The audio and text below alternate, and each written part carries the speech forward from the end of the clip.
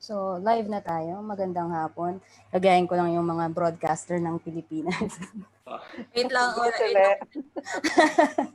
Good afternoon, everybody. Casual na lang muna while we're waiting for our viewers to build up. So, right now, what we wanted to, very casual na kwentuhan lang talaga, as if we are in a coffee shop and talking about sustainability and traceability. Okay, yes, we're live now, pero let's see. I will be asking everybody lang po to introduce themselves very briefly once we have enough viewers. So we get to know each other and also introduce ourselves to the viewers. Okay. Sandali. Mag-open din ako ng aking Facebook Live para makita ko ang nagaganap. Tere, yes. Yung nanonood, ano yung profile? Right now, it's a mix of consumers, roasters, cafe owners. From the previous mga Kape't Kwentuhan namin, most of them are really consumers, home brewers now, and people who used to drink coffee from the cafes. That's the majority of the viewers. But we also have a lot of business owners, cafe owners, roasters who join us. And most recently, a lot of people from the academe are also watching. So, yun yung mix ng ating mga viewers. Kala ko tayo lang magkukwentuhan dito, hindi mo ko sinabi, no? Or mas madami, mas masaya. Sir Steve, nakakaabot tayo minsan ng mga 35,000 viewers. So, wow. Hindi naman nakaka-nervyos, no? Kanina, sabi mo marami. Pero I have to exit by 4:50, ha? Yes. Okay lang po. No problem. Sige. Nasaan na? Sandali hindi ko mahanap. Welcome to Tere Domine's channel. Welcome to our episode of Kape't Kwentuhan featuring sustainability, #sustainability, #traceability, #direct trade. Ano pa? #fair trade. Tapos may dance number na mala hashtag. Alam niyo yung grupong hashtag? Yes. Di ba may gumaganon-ganon lang naman yun, sir? Parang pag ganon-ganon yan. Ayan. Alam ni Steve yan. Steve, hashtag. May talent hidden. Pero since when ka nandyan sa farm? Ay, ma'am, fake lang yung background ko. Na-fake ko kayo. Akala ko naman, nandun ka talaga. Nakakaigit. Ako nandito ako sa Mount Apo, ma'am. Dito ako sa Mount Apo. Fake din yung likod ko. So, dito na ako sa Manila, ma'am. Pero bumalik ako for 1 week just so we can bring our coffees out of the farm. I see. Ayun. Tapos... I'm actually in the farm. So, katulad kay Cherry, fake din yan. Fake yan. Uy, ako fake na mataba. Tsaka fake na nagda-drive. In character. Okay, I guess we can start. Again, welcome everybody and thank you for taking the time to be with us this afternoon. This is our episode of Kape't Kwentuhan, co-presented by the Philippine Coffee Guild, Philippine Coffee Expo, ACDI's Phil Cafe, together with our guests today. We have Ms. Sherry Cruz from BCAA and also Curve Coffee Collaborators, and Steve Benitez of Bose Coffee. We have Aldon from DTI. Maraming salamat sa pagsama mo sa amin today. We also have Jaila from FNRI. Magandang hapon. And Miss Irma from IPO. Thank you so much. And of course, we have our friends from ACDI Boca, Manny, Apple, sino pang kasama natin dito. Lahat kayong mga taga Davao and taga ACDI, maraming salamat for giving us a platform to do all this kwentuhan with industry partners. And sa ating mga viewers, magandang hapon. Sana lahat kayo ay nagkakape or magkakape or nakapagkape na. No? Kape ulit. Kape ulit. And so before we start, let's have a brief introduction of our guests. So, oo nga pala, hindi ko nasama si Sir Mel. Pasensya na, Sir Mel. Sobrang Okay lang, kasi. sub lang naman ako kay Ron eh. Okay lang, ganyan ka naman. Ganun talaga. Kasama natin ang laging laging kasama si Sir Mel from DLSU's Food and Water Institute. Magandang hapon. Magandang hapon. So, simulan na natin. So, ako nga po pala si Tere from the Philippine Coffee Guild, also from Kalsada Coffee. Good afternoon. Sir Mel, konting introduction naman about yourself. Mel Garcia, taga Lasal, chemistry teacher na sumasubstitute lang kay Mr. Ron Yu. Okay, marami pong salamat sa substitution natin. Ma'am Cherry?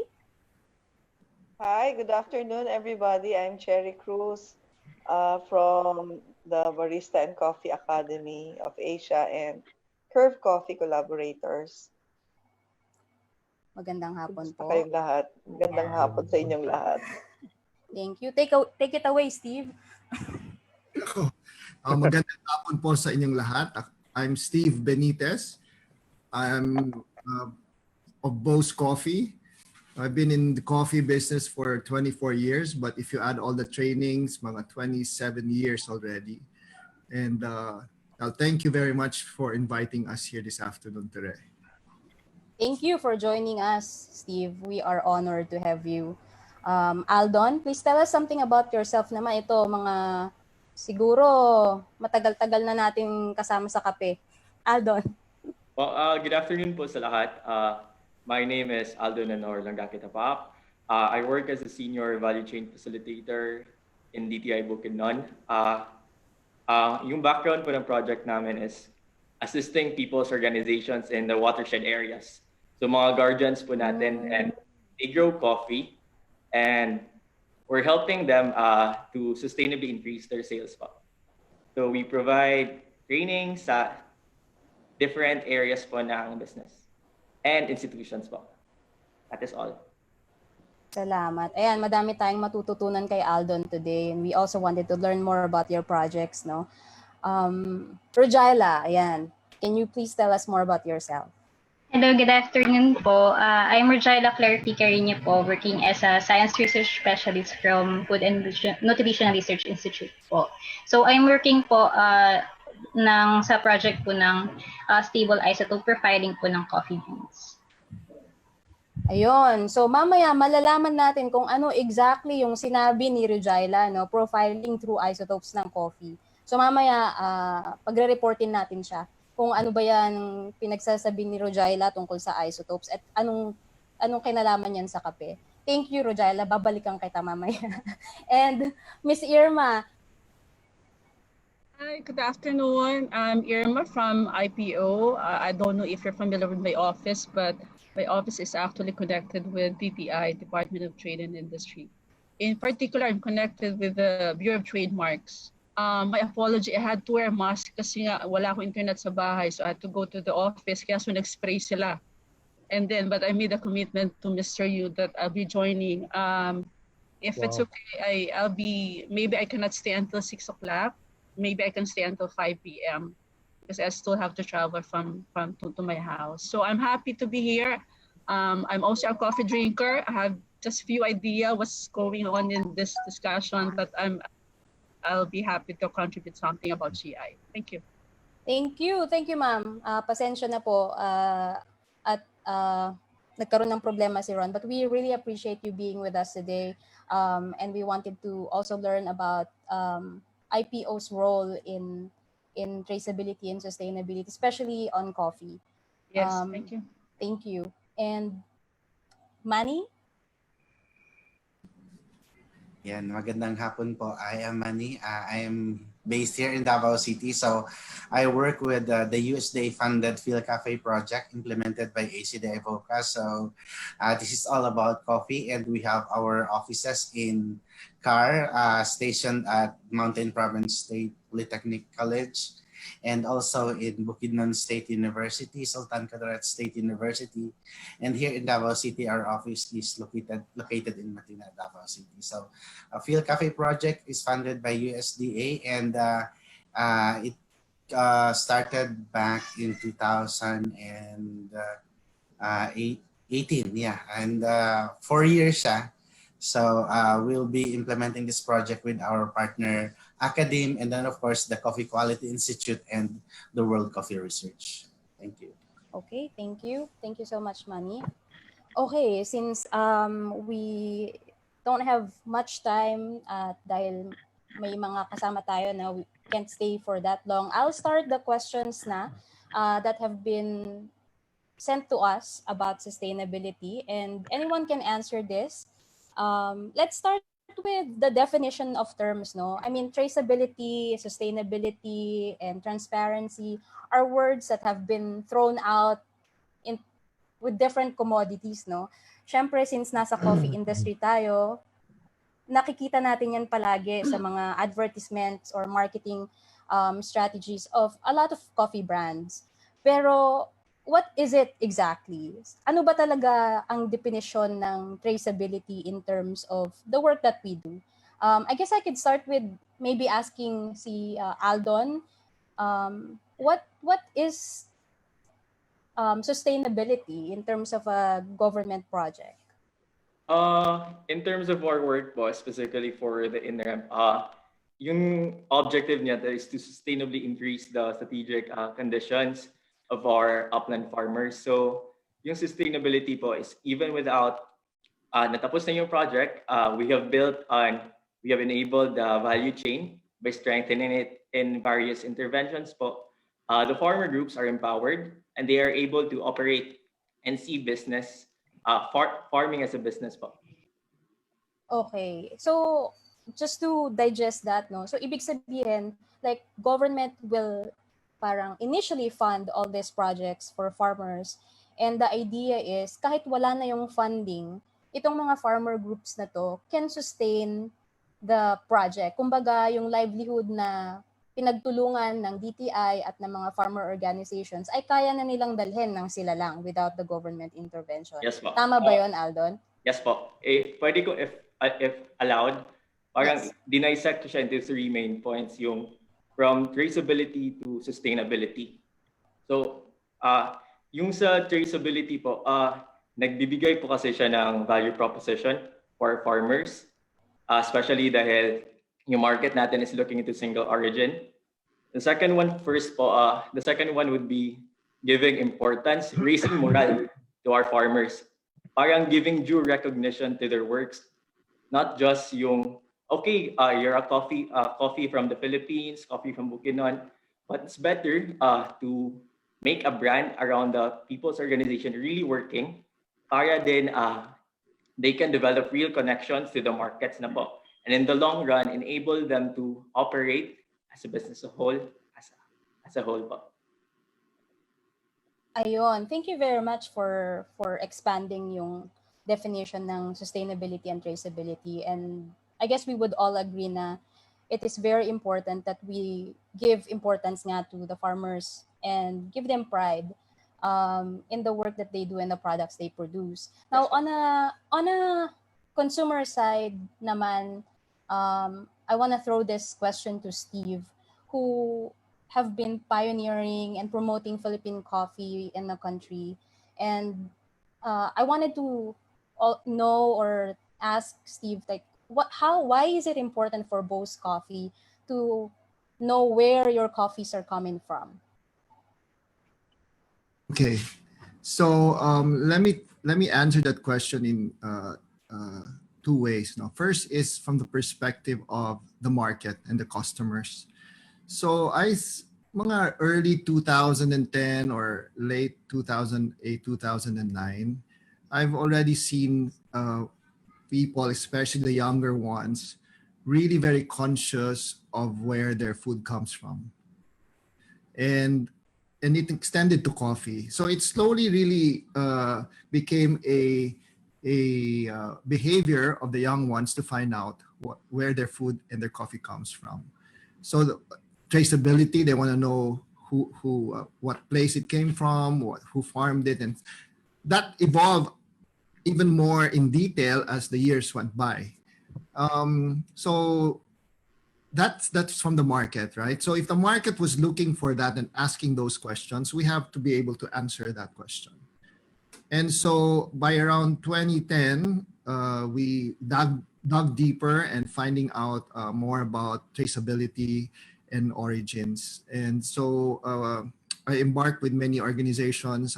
Cherry and I were part of some of them to really find the right organization to approach this whole new trend.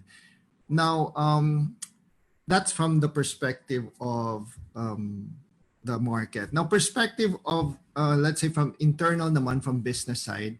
As a business, what's important is supply, right? So we want to make sure that the supply is consistent and the quality is consistent. And the only way to be able to do that is to approach it on the perspective of sustainability.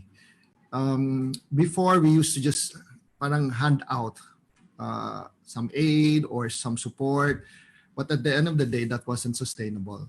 What's sustainable is going through the grassroots, and the grassroots is all about the farmers, right? And when you talk about the farmers, you talk about livelihood. For them to really get into to get them into farming, it has to be profitable for them. They have to be able to make livelihood out of farming. So that's important. So if we're able to solve that problem, then sustainability is tackled, and at the same time, supply grows. So that's how I look at it. So it's a whole ecosystem, and it starts from the grassroots and all the way up to the market preference. I hope I answered your question. Yes, perfectly. Thank you so much for giving your insights. And I totally agree, no? So, I mean, it's one way of giving handouts and dole outs, and these are easy to provide. But the long-term effects of investing into the farmers and into their projects, syempre is mas mahirap, pero mas sustainable or pangmatagalan, kumbaga. So thank you. And I also wanted to ask si Miss Sherry, who I know have been working with farmers closely. Because for a time, like what Steve said, some groups or some farmers were used to mga donations, mga handouts, aids.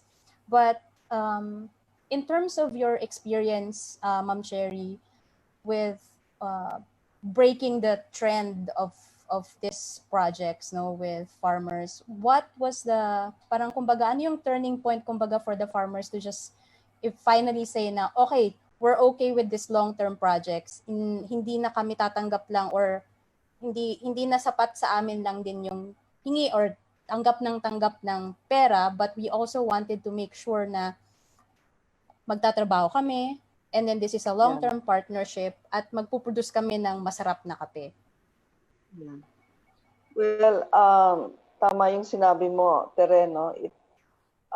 When we finally decided to directly work with the farmers, it was really a challenge.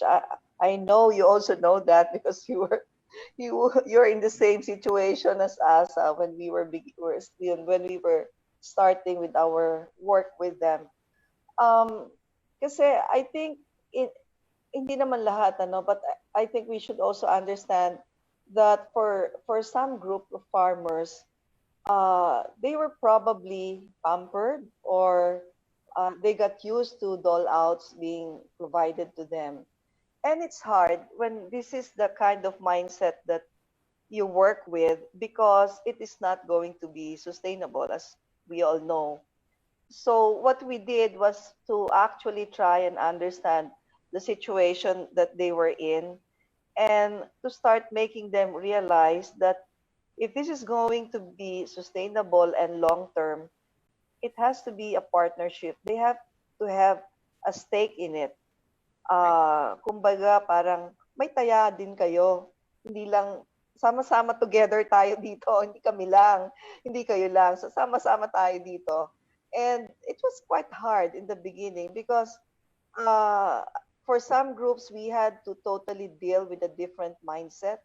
And I cannot say that until now, that right now we're already successful, because we're not. In some areas, we were quite successful and lucky to work with certain farmer groups and farmer individuals who were very perceptive from the very beginning. But you're right, no? To make it sustainable, it there has to be a. I think in our case, we are in a unique position because, unlike Steve, we are not really on the retail side of the business. Na we have a cafe, and Steve is really in a very unique position to be able to highlight the coffees that he wants to promote in his shops. In our case, we are sort of in the middle. We work with the farmers, and at the same time, we work with the frontliners of the industry, the retailers like Rose Coffee. So, ang sa amin ay kailangan naming ipaalam dun sa mga farmers na ito yung nangyayari sa retail side.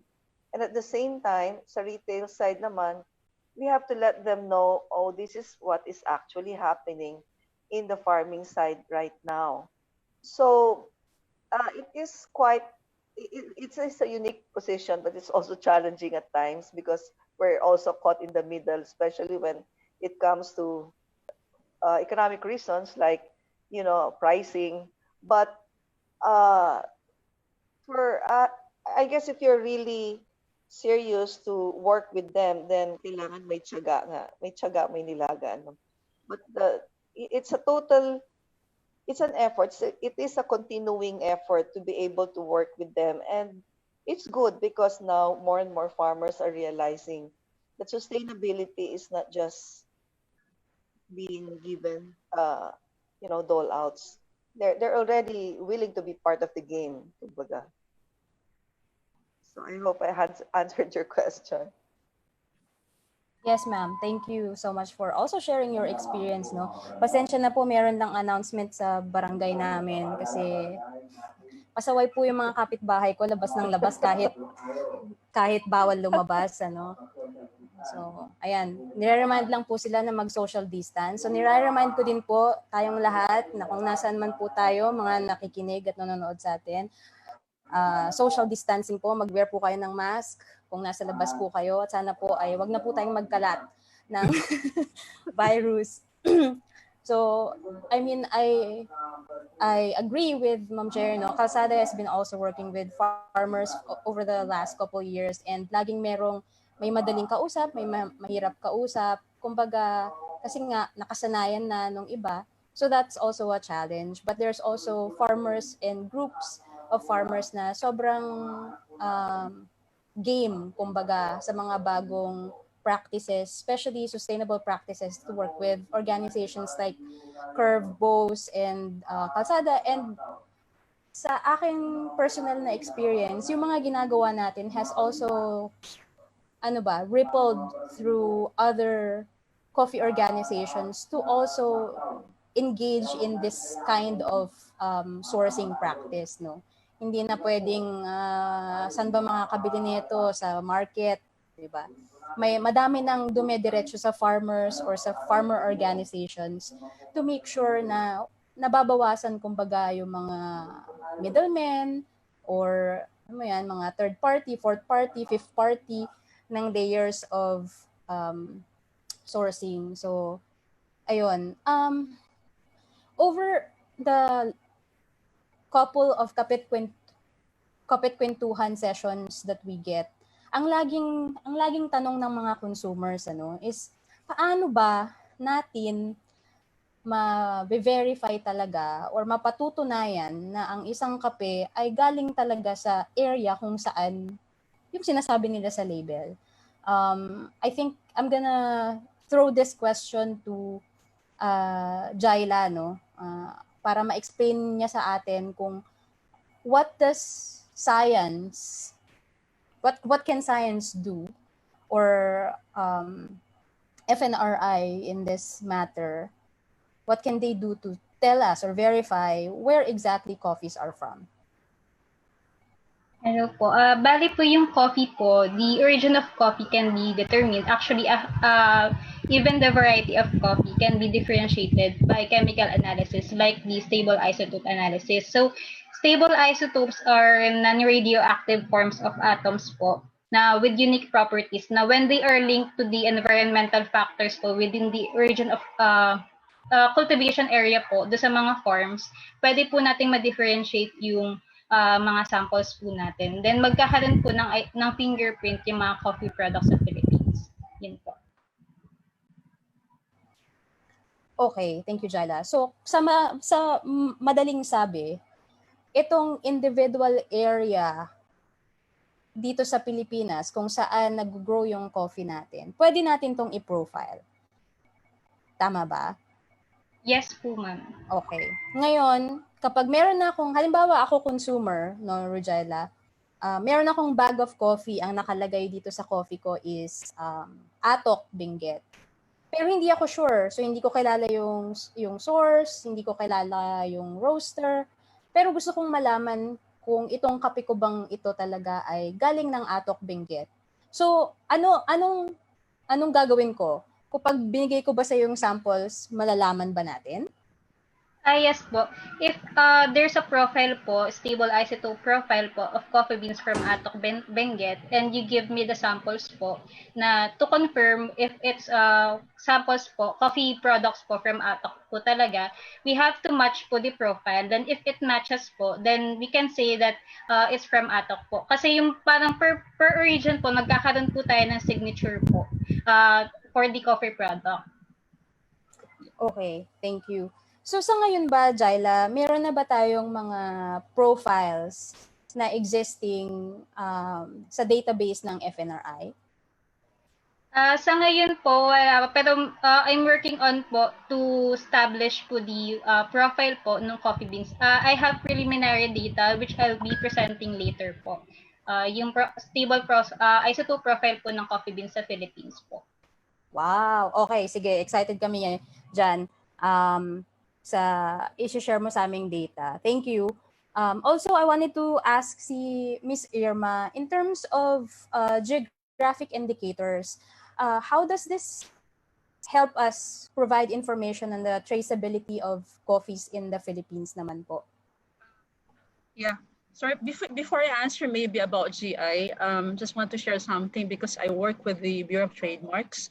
So as you mentioned about traceability, somehow I can relate because, you know, trademarks basically identifies the source or origin of the goods. So in other law, if the mark contains information which, for example, Atok coffee and all, and then we have to verify from the applicant if indeed the coffee is from Benguet or from Kalinga, because there's under the law, if the goods are not really from the place which the goods are claimed to be, we have to deny the trademark application. So I don't know if some of you are familiar with GI. So geographic indication basically is similar to GI. It's one of the intellectual property rights. Unfortunately, under the present law, wala pa tayong sui generis system of registration for GI. So it's under the, I don't know if I'm making sense. Mahirap kasi explain if it comes to intellectual property, but GI basically is similar to trademark, but unlike trademark, GI is owned by a community. It cannot be owned by a single individual. So an example would be, but you cannot just use GI without fulfilling certain conditions. For example, a famous example is a champagne. Champagne being used for sparkling wines. If your wine is not from the Champagne region in France, you cannot use the word champagne. So it's a battle between US and EU right now because US is using champagne for their wines from Napa Valley. Okay, so they're saying kasi it's an EU models. They're saying kasi that there's certain characteristics or the climate in Champagne, France, contributes to the characteristics of the wine, which cannot be found in Napa Valley. So if we bring it to local products, there's certain local products in the Philippines which can be a potential GI. For example, we're looking into the someone from Davao Pomelo. They're saying kasi that I don't know, it's something to do with the topography of Davao, or it's the climate, which brings out this citrus and then really sweet Davao Pomelo. And then if you bring the same seed outside Davao region, it will not bring the same kind of characteristics. So ang magiging potential GI name dyan is Davao Pomelo. So that's an example of GI. It's a bit controversial because Davao Pomelo, as it is, you know, it cannot be really appropriated by single entity. It should belong to a community or to a group of people, an association. So isa sa mga requirements yan. Right now we have this project on GI. So since wala pa siyang batas, although we have draft bill, and then we also realized that it's not really our work kasi nga it will entail, you know, going to the community and then talking to the stakeholders, requiring them to have a collective group or association. We partner with the Department of Trade and the Department of Agriculture to initiate this project. But we started as early as 2012. So we went around the Philippines and we talked to the stakeholders, potential GI products in the Philippines, and talked to the stakeholders. Kaya lang nagiging issue din namin is, you know, mahirap din magkaroon ng isang, you know, a single entity representing a community or an LGU. But we're working on it. If you're going to ask me what's its effect, or does it something to do with the traceability? The answer is yes. Kasi nga GI also requires, aside from it's a name or it's a given name to an association, GI requires that the association must have a code of practice, or in some jurisdiction they call it book of specifications. So doon nakalatag lahat, from the area kung saan siya kinukuha, to the production practices, how do you harvest, the year of the harvest, the type of or the variety of the coffee, etc. So everything is laid down, and the stakeholders or the association, its members, must follow the code of practice. Otherwise, they cannot use, for example, in my previous example, yung Davao Pomelo, otherwise they cannot use the word Davao Pomelo in their products. So somehow, if your product has that GI seal or GI name, matitrace talaga na that product is from Davao or that product is from Camiguin. I don't know if na-explain ko, I'm not sure. Yes, na-explain po, Ms. Irma, and maybe if we have follow-up questions from our viewers, we would throw them at you.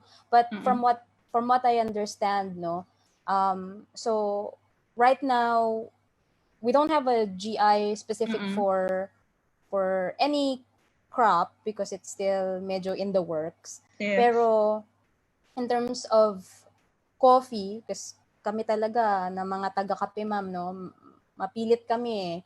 So gusto namin I mean, we also wanted to protect the farmers and all their efforts in making sure that they provide us with really good coffee and that their region of origin is well represented. So, kumbaga, ayaw natin na, okay, itong mga taga Kalinga, they are proud of their coffees from Kalinga, but then there are coffees from mga neighboring areas that are also labeled their coffee. So, Yes. so we Actually, wanted... sorry. Medyo excited ako sa project. Nakausap din namin yung from the Kalinga, and then Kalinga coffee is one of the potential GI products in the country. I'm just wondering if based from Mr. Yu's email to me, that this is part of the Philippine Coffee Guild. Am I right? So Yes. most of you are members. So I'm just wondering, do you have sort of parang a mark which you put on your coffee that this coffee, the owners of this coffee or the producers of this coffee is a member of the Philippine Coffee Guild? Do you have that signage in your products? So sa ngayon po, Miss Irma, wala pa, no? So Mm-mm. the Philippine Coffee Guild kasi, we're on our ano pa lang, bago pa lang po kami. We're building Mm-mm. our membership, but thank you for giving that idea. Mm-mm. We wanted to have syempre a sort of a certification, pero siguro we also don't wanna monopolize it na saying this is certified by only a certain group kasi maliit pa po kami eh. But hopefully there will be like certifying bodies all over the country na hindi lang Philippine Coffee Guild. It could be the SUCs that are partners of the PhilCafe project, or even like government institutions like TTI, for example, that can also certify. So para hindi siya centralized into a one body lang. Pero that's a very, kumbaga, a way for us to make sure that our coffees nga are where they're supposed to be coming from. Yeah, that's one of the means actually for traceability. If you can put something on your members' product that it's para seal from the Philippine Coffee Guild. Actually, it's not just certification, but maybe a sign that you're a member of this guild. And then as a member, I'm sure you guys have standards also before you can be a member. And then it's also a parang set the credibility on the product and maybe confidence in the long run to your consumers. Yes, that is the goal and the dream of the organization po. And hopefully we can learn from your experiences through GI, and also maybe we can partner with your group din po in these projects. Yeah, so sure. meron na kaming naka-benchmark na project. Hahanapan na lang po namin ng funding. ACDI Voca, PhilCafe.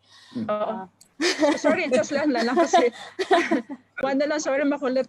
Kasi as I mentioned earlier, we're looking into the potential GI products across in the Philippines. So I'm also asking if you have suggestion, if you know coffee from other regions or from other provinces which can be a GI based on the requirements that I mentioned earlier.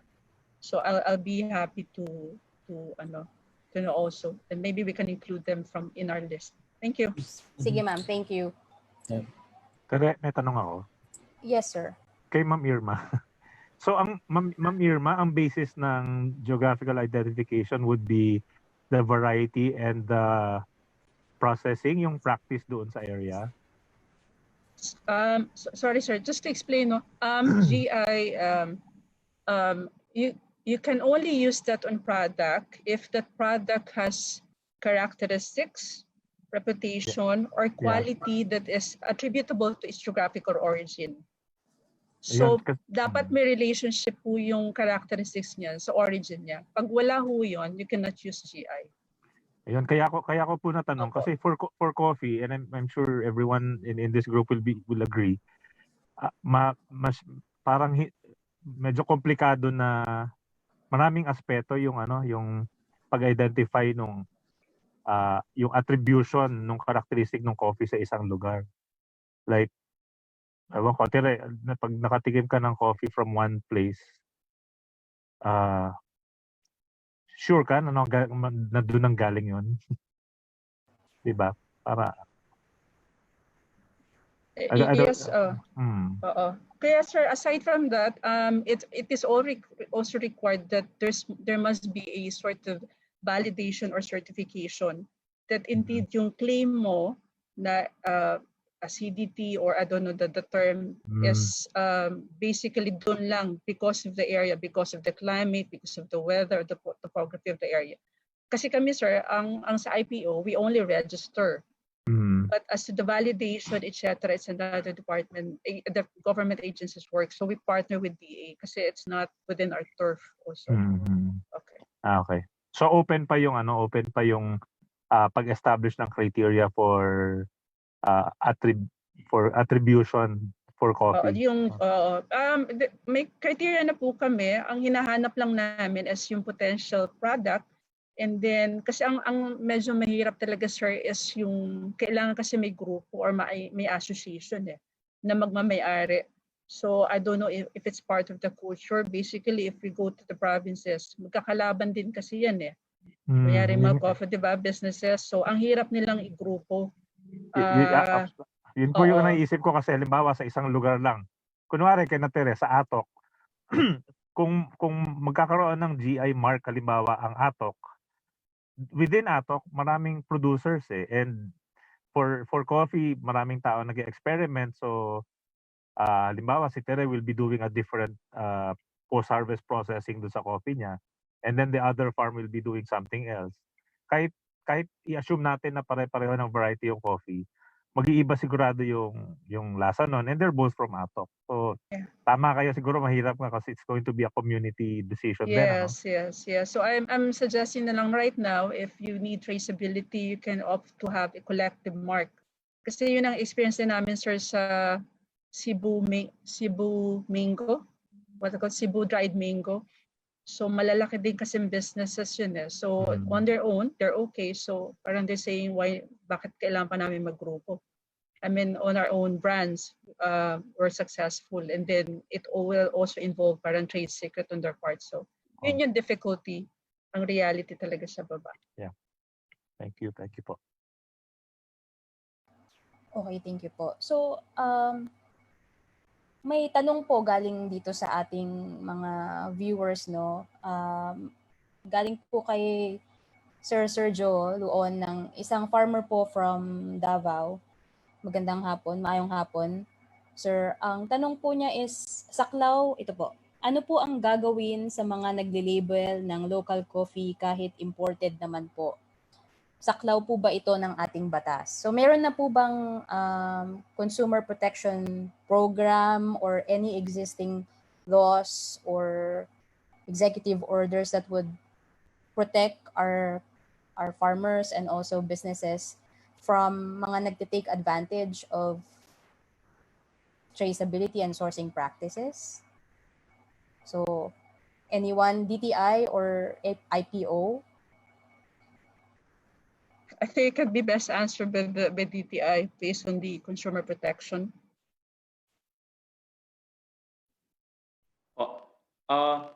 Actually, my insights lang right, Ma'am Irma is right po, may consumer protection law naman po doon, yung mandatory labeling na requirements. Pero those are more focused on yung mga processed goods talaga. For green coffee beans, medyo I understand that's the parang naging challenge ng Philippine coffee movement. Kasi a lot of online sellers are using the brand names na single origin po from this, when in fact yung production lang from this certain area is not that much. Tapos yung prices may difference po.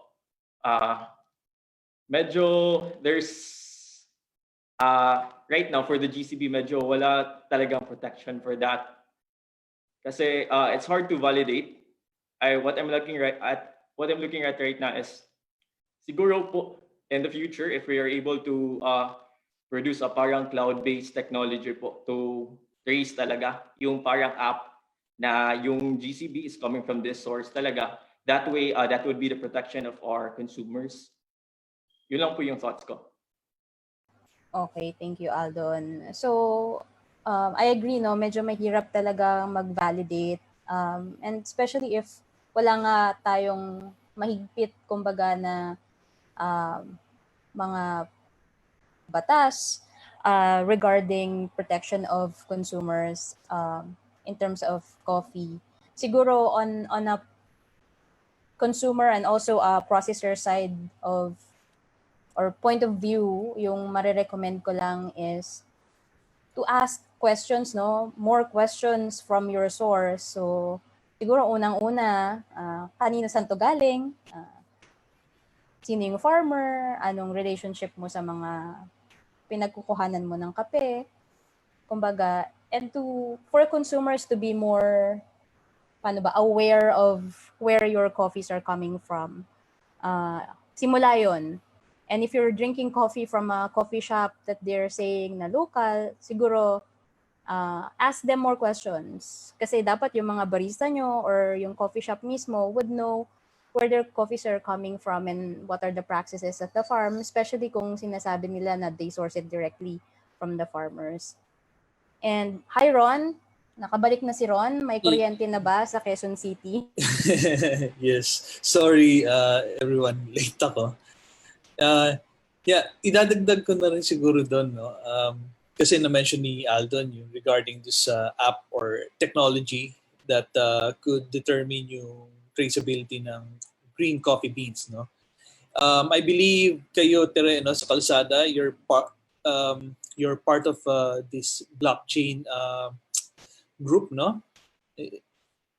Yeah, maybe you can tell us more about that blockchain technology. Baka makatulong sa atin dito sa Pilipinas. Ayun. So, Kalsada have been part of a research, on blockchain, pero we didn't implement it because there were challenges along the way that rendered us unable to complete the project. Pero basically what blockchain would be doing sana in terms of traceability is that you get a ticket or a receipt from all the transactions that you do from the farm level. So it makes sense at the end of the consumer. Kumbaga, halimbawa, for Kalsada, what we're doing right now is purchasing coffee cherries, ito yung freshly picked coffee fruits. And then, pag dinala ni farmer sa processing center or sa mill, titimbangin yan. Ngayon, ilalagay natin yan sa app, no? Example, farmer A, nagdala ng 50 kilos ng cherries. Lagyan natin yun sa app. Tapos may matatanggap siyang resibo, no, na nakatanggap kami ng 50 kilos from a certain farmer. And then after that, so the coffees will be processed from A to B, B to C. So all the processes will have a receipt. Tapos pagdating na kay consumer, matitrace natin na, okay, itong kape na to was from farmer A na nagdala ng 50 kilos kay Kalsada noong October 12, 2020, ganyan. So the consumer will also know where exactly the coffees are coming from. And then yung buong transaction nga will have a receipt sa lahat ng involved sa value chain. So ito sobrang close loop, ano? Kasi alam ng lahat kung saan napupunta yung kape. Alam din ng lahat kung magkano yung binayad namin na cash dun sa farmer nagdala. Ano yung cost ng processing from A to D to F, whatever, magkano yung binayad namin sa tracking, pagdating kay roaster, halimbawa, ano yung losses, magkano yung losses, yung value ng losses, at kapag iniinom mo na yung 140 pesos na latte mo sa cafe, alam mo kung magkano yung napunta kay farmer, magkano yung napuntang sa binayad mo. Is that 10 pesos of the actual cost? Ayun. So that's the whole idea of using blockchain and any other apps or technology-based traceability program, no, that we can implement in the country. Ang problema lang namin, wala kasi kaming masyadong maayos na internet access sa farms, and that's also something that I guess we would have to address, and we have to put into consideration that a lot of the farms in the country are in remote areas where cellphone service nga challenge, internet pa kaya. So, yun yung isa sa mga challenges namin in implementing the project. So, if we can address that, then I don't see any problems in implementing any of these projects. So how does Bose and Curve Coffee do it?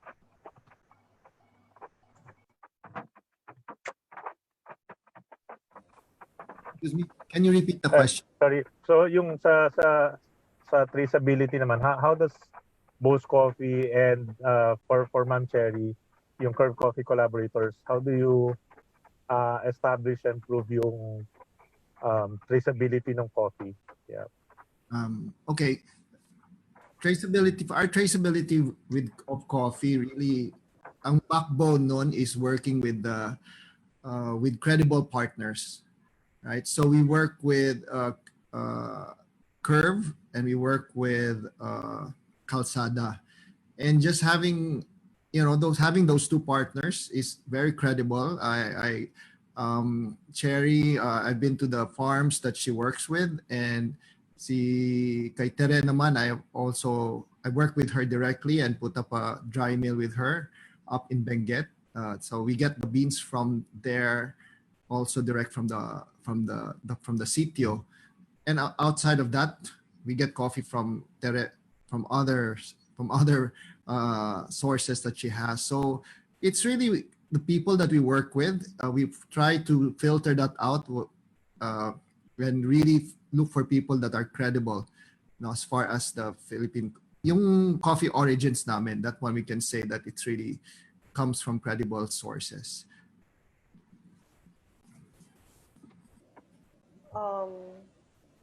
In our case naman, Mel, no? I think just like what Kalsada is doing, we are very particular about the farmers that we work with also. We make sure that we have presence in the farms. We have may mga green bean hunters kami, coffee hunters kami na who really go around the farms and work directly with the farmers. So what we actually do when these guys go around the farm is they help, and they're really present whenever there are deliveries of like daily deliveries of cherries. They make sure na kung saan nanggaling yan, talagang dito sa farm na yan. And even not during the harvest season, we make sure that we visit the farms of those who are supplying us with the cherries or the parchment coffees, or kasi iba-iba we can buy cherries, we can buy parchment, we can buy dried cherries even in some cases depending to the farmer, no. So in that case, we're very sure about the tagging.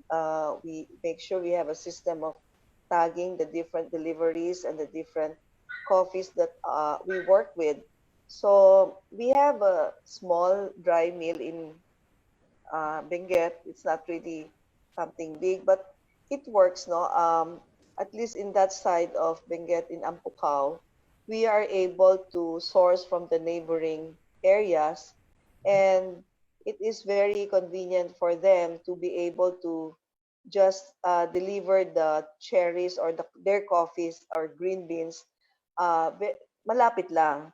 So with this, we are also able to go to their farms and inspect whenever they have problems, or sometimes they will even call our coffee hunters. I will harvest next week. Can you check the cherries, etc.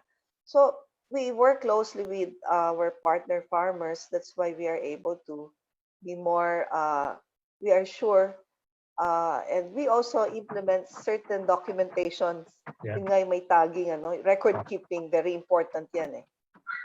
So we do the same way in Bukidnon, where we have a collaboration with cooperative in Pangantukan.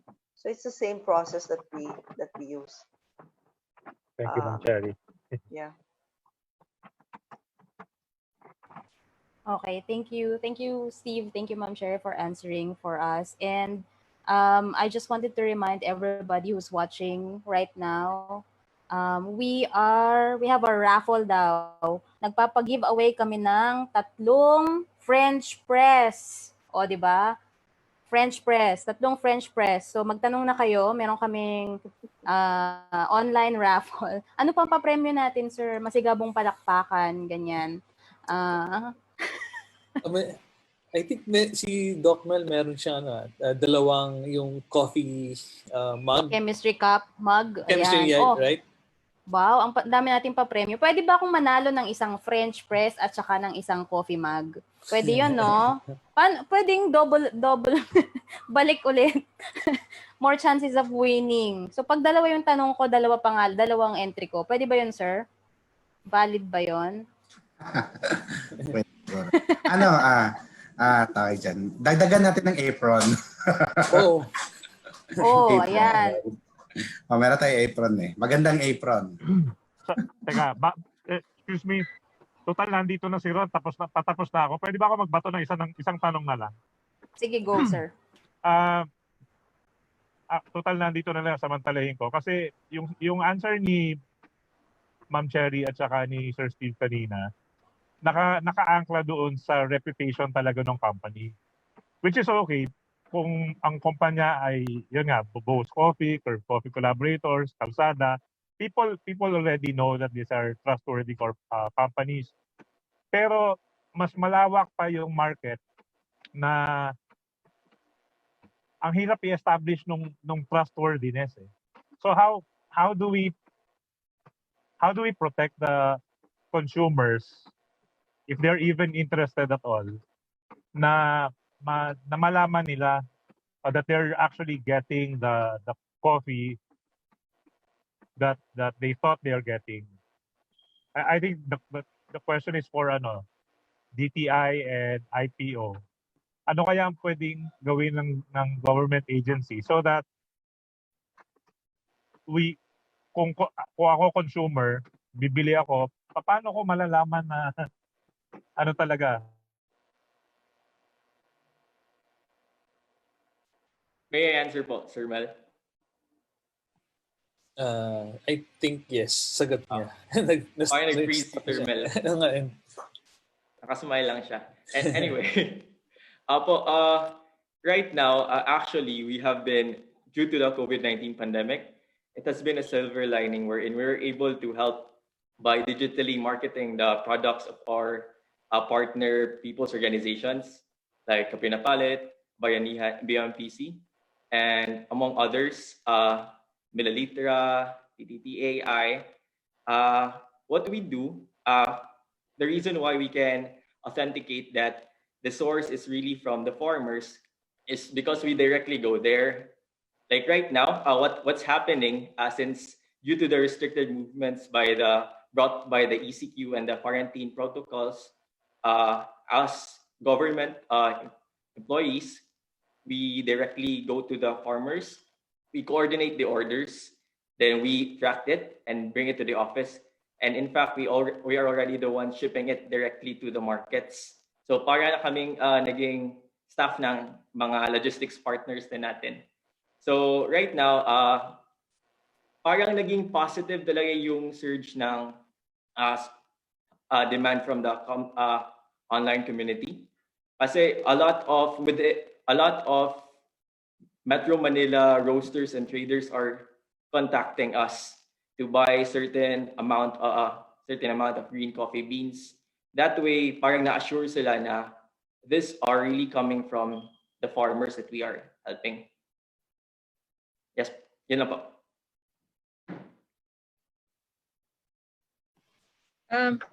Sorry, on the part of the RPO, sorry, yung tanong kanina, parang one guy was asking if what to do with those coffee which claim to be local. Actually, there's I would assume the claim is in the package of the coffee. There's actually a provision in the IP code. It's the false designation of origin. So anything that you put in your mark which claims to be originated or sourced from this particular place, when in fact it's not true, you can be actually liable for damages under the IP code 169 and injunction. And it should be filed by a person who believes he will be damaged by those by the claim. And I think under the Consumer Protection Act, there's a minimum requirement for the labeling, which includes also the origin or the manufacturer of the product. On our part, since we deal with the trademarks, I cannot speak for other bureaus. We see to it that if the mark that is being applied for registration has certain terms, most likely geographical terms, or say Batangas Barako coffee or Kalinga coffee, we actually verify from them if indeed those goods or the products are from the province. And if they say yes, we will accept that. But it can also be used against them if later on there's a complaint and it will be found out that they're not telling the truth. So that's it. And then also the office right now is accepting if there's a complaint regarding intellectual property right violation. We have an office. We can share maybe I can share maybe later information which they can file their complaint if there's violation, trademark infringement, or any violation of intellectual property rights. Oh, well, that's good to know po, no, attorney, that meron pala tayong kahit paano protection din. But kasi I think yung problem with mislabeled coffees or coffees being claimed na locally sourced, matagal na po talaga actually na issue or kalakaran. So siguro nagkaroon lang talaga ng focus lately during nung quarantine, nung lockdown, kasi karamihan ng mga tao or talagang halos lahat ng tao nagstay na sa bahay, so they just buy coffees online, no? Kaya ngayon actually I guess naging magandang ano rin yun, effect na rin na nagkakaroon ng awareness ng tao saan ba talaga nanggagaling yung kape namin. But yun nga, sabi nyo nga, meron palang batas, no, that will penalize kung mapuprove na hindi talaga totoo na local coffee, for example. But yun nga lang siguro, no, attorney, would you agree na medyo magiging mahirap lang talaga to prove it? Oo, kasi ang downside din kasi ang intellectual property right is a private right. So it should be pursued actively by the owner himself or self. Pero nga, merong under I think 169, it's seldom used na provision. If any person is interested and he believes he will be damaged by the claim, he can actually file an injunction and damages under the provision of the IP code. And then the office can also assist. Although yung prosecution niya will be done by the person himself, we can also assist. Okay. Yun po isa part po ng trademark na IPO. Oo. Yeah. Pero sa consumer protection man po, for example, so sa DTI po yan, wala ba nun, Sir Aldon, na pwedeng lumapit yung consumer sa DTI, magsasabi na binili namin tong coffee na to claiming na coming from, for example, from Atok, pero natikman ko hindi siya lasang Atok eh. So, meron bang ganun sa DTI? Consumer desk o ano? It's parang challenging siya, Sir Ron, no? Kasi very relative pag ganun. Like for example, within yung Atok, for example, or is Atok province po? Or municipality lang? Municipality. Municipality. Within a certain municipality, I'll try to narrow it down into a localized in Bukidnon since I'm more familiar with it. Take for example Bukidnon Coffee, then we localize it into a municipality. Say for example Pangantukan, where one of our partners, Ma'am Tere and Ma'am Cherry, is sourcing their coffee beans. It's 797 square kilometers of landlocked area. So among those, with that huge land area, parang it's hard to validate and protect yung claim ng tao kasi there's a lot of producers making that, and especially with the coffee, iba-iba yung mga taste profiles nila. As you're the experts of this, yung nag-vary talaga yung mga depende sa kanyang processing, yung mga post-harvest handling nila. So right now, medyo wala pang strict guideline about that for the GCB protection and the DTI side. It's one thing now we could be looking forward to, especially that we can use the provincial coffee councils being instituted by the different DTI offices in the Philippines. Yeah, thank you, sir. Ronald, can I just share a few points? Yes, sure, definitely, sir. Go ahead. So on our part, no, we also get a lot of people coming in and offering Philippine coffee. Let's just say Philippine coffee. Unless we can actually really validate where they come from, we don't tag them as Philippine origins. There has to be the differentiation. Philippine coffee origins is meaning it comes from a certain area in the Philippines, right? So if you're talking about Atok, it's from Atok, from Ampukao, and all the other coffee growing areas. So if that's tagged as an origin, then it has to come from, all of that should come from Atok. All of that comes from Benguet or other areas. Pag hindi namin ma-validate yan, that's why we only put Philippine coffee origins when it comes from Kalsada, from Curve, and we know where it comes from. I trust the people I work with. We just tag it as a blend. We don't say, we just say espresso blend or barista blend, pero hindi namin sinasabing that's from Atok, that's from Sitio Kisbong or Sitio the ones of Kalsada, or we don't say that. So from for the consumer side, maybe they should be more discriminating in really trying to find out where the coffee comes from. So if you and you would you can do research on the people who are behind all of these origins, such as the people here that we have, and those are people you can trust. And if their names are there, then you'll know that you're getting the coffee directly from their farms, like Kalsada, and from the Curve group. So there are other few. They're not exclusive to these two, but there are other credible suppliers and entrepreneurs that you can source from. But it's really important to research and be discriminating. If you're really particular in supporting Philippine coffee. Yeah, I've been in the business for 25 years, and it's very hard to really validate that it comes from the Philippines. So that's why we just don't put that brand anywhere, unless it deserves that brand. So yan ang ano ko. That's my point there. Mm-hmm. Yeah, thank you, sir, for the insight. Ron, can I also add something? Sure, ma'am. Go ahead. Yeah.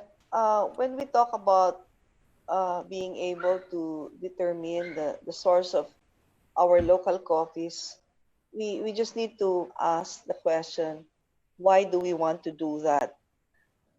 If we want to do it because we want to make sure that coffees of a given region or a given area are really given the proper recognition that they should have, then it is really important. And in general, looking at it, we really need to be able to, this morning there was a discussion about the possibility of developing like a coffee map.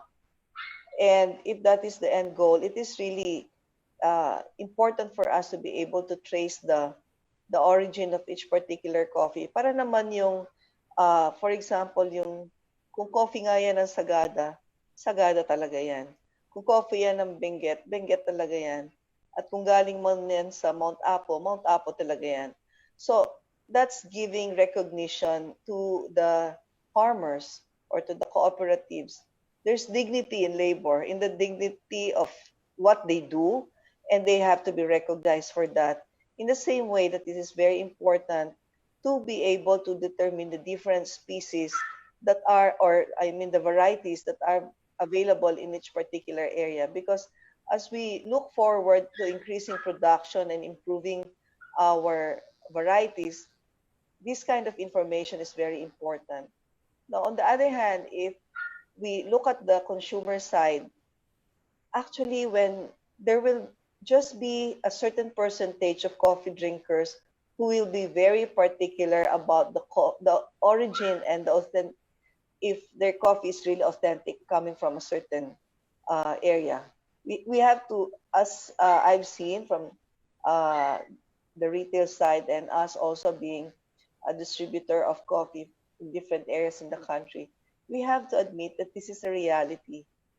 So it is the responsibility of, like, for example, in this case, the roasters who buy the coffees from the field. If I know there are a lot of very good roasters na ano nga maganda ang nangyari ngayon kasi marami ng iba't ibang roasters na dumidiretso mismo sa mga farmers and working with them. So they know they are very sure also that whatever coffee they get are really what the coffees that they declare on their packages. So this is a sense of responsibility that the good roasters can do, and to be able to educate also our end consumers. In the end, coffee drinkers will already know, if they always drink this kind of coffee from Atok, this is from Atok. If they always see this is really the coffee coming out of Mount Apo, then they will know. So pag nagbago na yan through their taste, malalaman nila na nagbago, and they will start to question. But until we get to that stage, I think there's a certain responsibility that, us in the middle should be able to do, not just the cafe owners like sila Steve, but also yung mga katulad namin nila Tere, and also the roasters who buy from the farmers. So it's really like a circle that all of us should be more mindful of doing. Yun lang. Thank you very much. Yeah, thank you very much, Ma'am Cherry, for your insight. And Sir Steve. And actually, I agree with both of you. Actually, ang word doon is responsibility. So being responsible businessman, like ako po, roaster po kasi ako. So I source directly sa farmers. And actually, lahat naman po ng stakeholders sa coffee industry, I believe may kanya-kanyang tayong lahat na responsibilities. Even the consumers, actually. They also have the responsibility of buying yung coffee na alam nila that will help our local farmers and other stakeholders. Yeah. So, but Tere, do you have a question? Sorry pala. Sir Aldon, you have something to add pala? Yes po. Yeah, I go concur with Ma'am Cherry and Sir Steve. In fact, the question is, yung consumers, how will be protected regarding sa traceability, right? Tama po? Right. I think, interestingly, pwede din siyang traceability is the answer in protecting it also. I guess what I'm saying is, first one, with traceability, I'm thinking about 3 R's. First one is giving the recognition, like what Ma'am Cherry said. First one is recognition. When we recognize them, their plight, what their status are, their efforts, it would be a stepping stone for them to reach the second R. R would be reputation. This is where the branding comes in, and that would be the source for their market linkages with roasters like you po. At the same time, directly to the public. Once they build up their reputation or their own certain brand, this would also be answering the questions of the consumers regarding the traceability. Parang when we first recognize them, then they earn their reputation, they become known, and when they become known, the consumers can verify and directly link with them regarding sa traceability ng coffee nila. So we skip a lot of middleman in the value chain po. Since we are enabling them to build that reputation, while we are not yet at that phase po.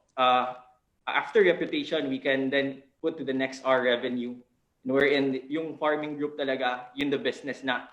Kasi, but since we're not there yet, maybe what we can do as enablers is helping them reach talaga yung recognition to reputation po. Tapos in the long run, yung consumers na. Thank you. Yeah. Thank you, sir. Doc Mel, you have something to add? Sorry na putol ako kanina pero inabutan ko naman yung Pero ito na yung actually last answer ko to kay Sir Aldon din. Kasi I think I heard he mention something about Philippine coffee movement. Was it you, Sir Aldon? Oh yes, I've read recently read about that article. Kasi nabasa ko din yung article na yun. It really made rounds dun sa social media. And nung natsempohan ko yon ay tinanong ko anong next, anong gagawin. So it was basically I don't know, parang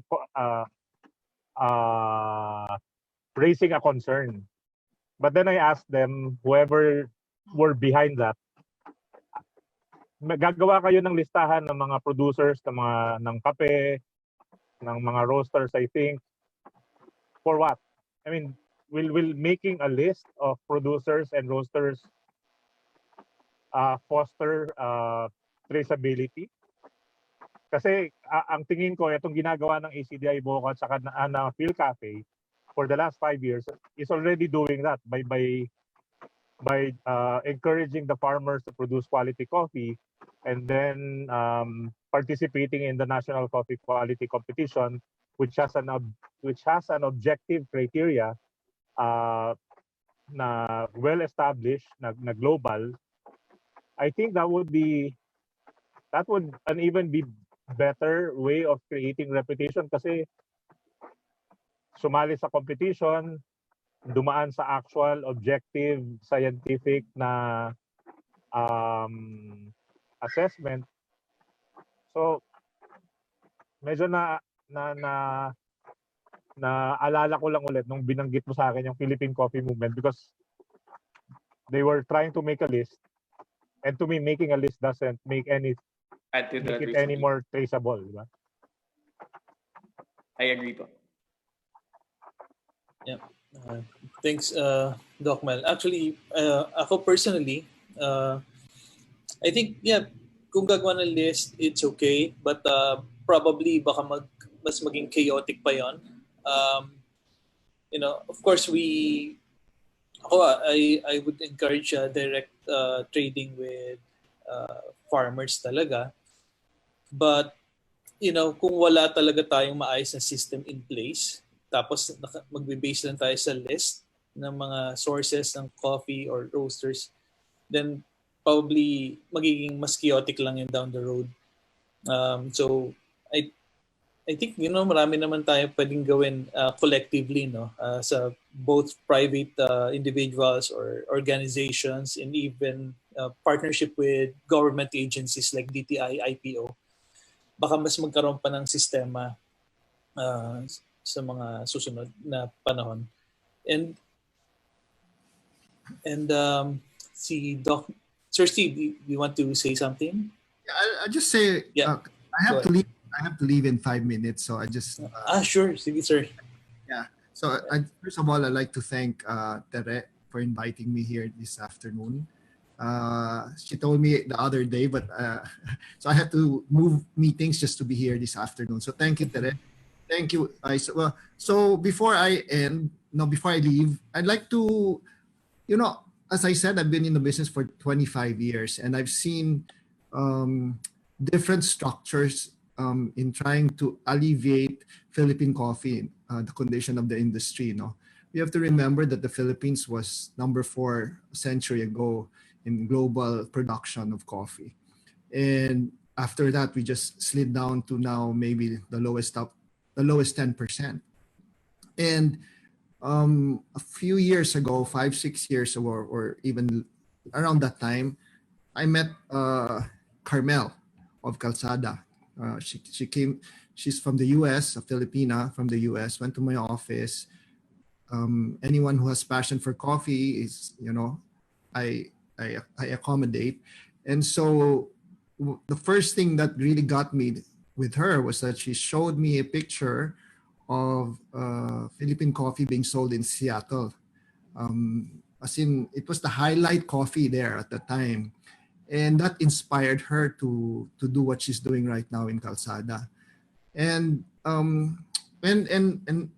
Kalsada is what it is right now. So that particular model, I think in the last 3 to 4 years has really been very effective as far as I'm concerned from the retail side. Having people like Tere, Carmel, Cherry, and Hinalaban, I mean, those are just the top of my mind. I would say they're still middle people, but they're not naman the farmers, they're the middle people. But these are just 1 tier or 2 tier middle people from the farmers. And that particular model where you have people who are genuinely passionate about Philippine coffee, they're also very genuine about their desire and interest to uplift the industry of Philippine coffee. These are the people we should be looking for. I mean, if you're a roaster, look for this kind of people directly, because it's also very difficult to go to each farm. I mean, you can, and each farm has very little production. Or if you go to co-ops, there's also a lot of politics. So these are kind of like, this is a model I've seen work in the last 2-3 years or 4 years, and I think this is something that the whole industry should emulate. We should create more. They should inspire more people to become like them, right? Because the market is very big. We have to remember that we're only producing 30% of our demand. So there's a 70% that's being imported because the production is not enough.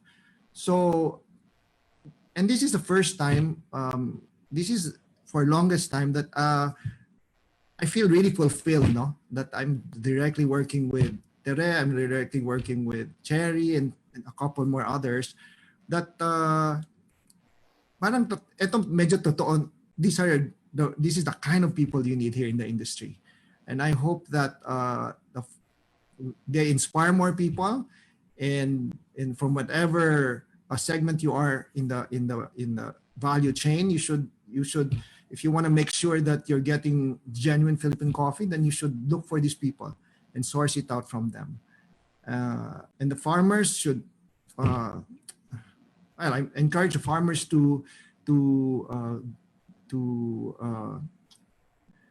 group together, and hopefully they do this kind of model with people like Kalsada, So this is one. We're so much better from the last time I look back at the industry. I mean, this is so much better, and we just need to push this forward faster. Support the government should get support. Should support this kind of model, and this, and the Activoca. Thank you very much for the support as well.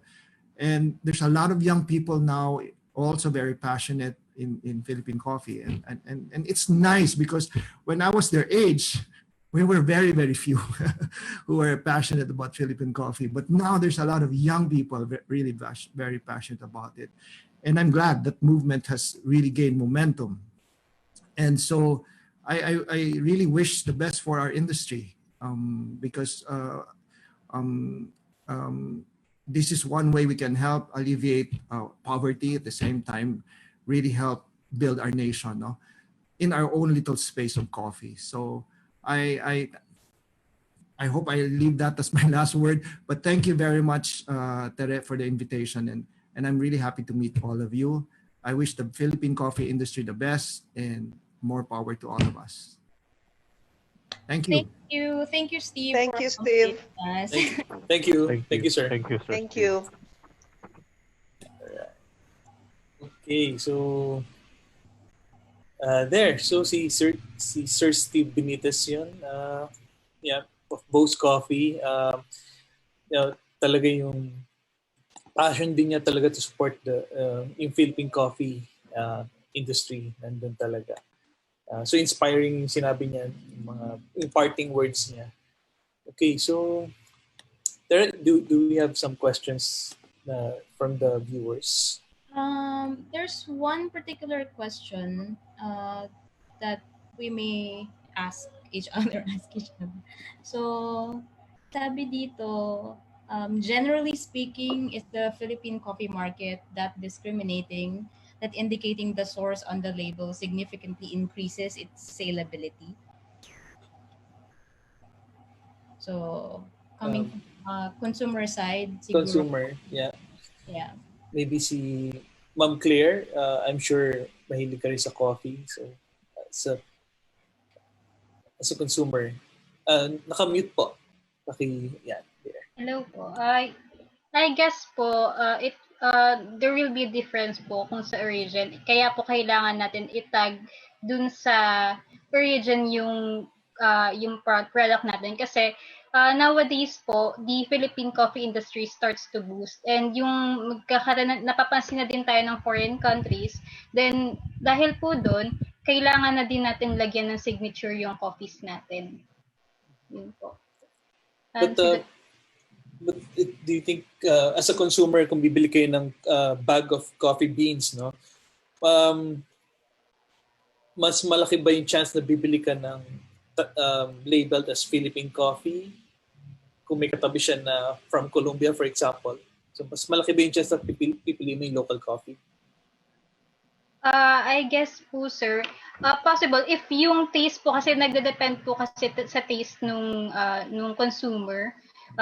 Parang sa consumer po, magde-depend po if yung taste ko po is for Philippine coffee, then I'll prefer po yung Philippine coffee na nasa market po. At depends po dun sa flavor po kasi na distinct flavor po nung coffee na available sa market. So, Ron? Baka Ron, si Ma'am Cherry may doon kasi from the perspective doon sa market nila. kasi ngayon I think kahit sino gusto talagang mayroong always Philippine coffee display doon sa shelves nila. Ma'am Cherry.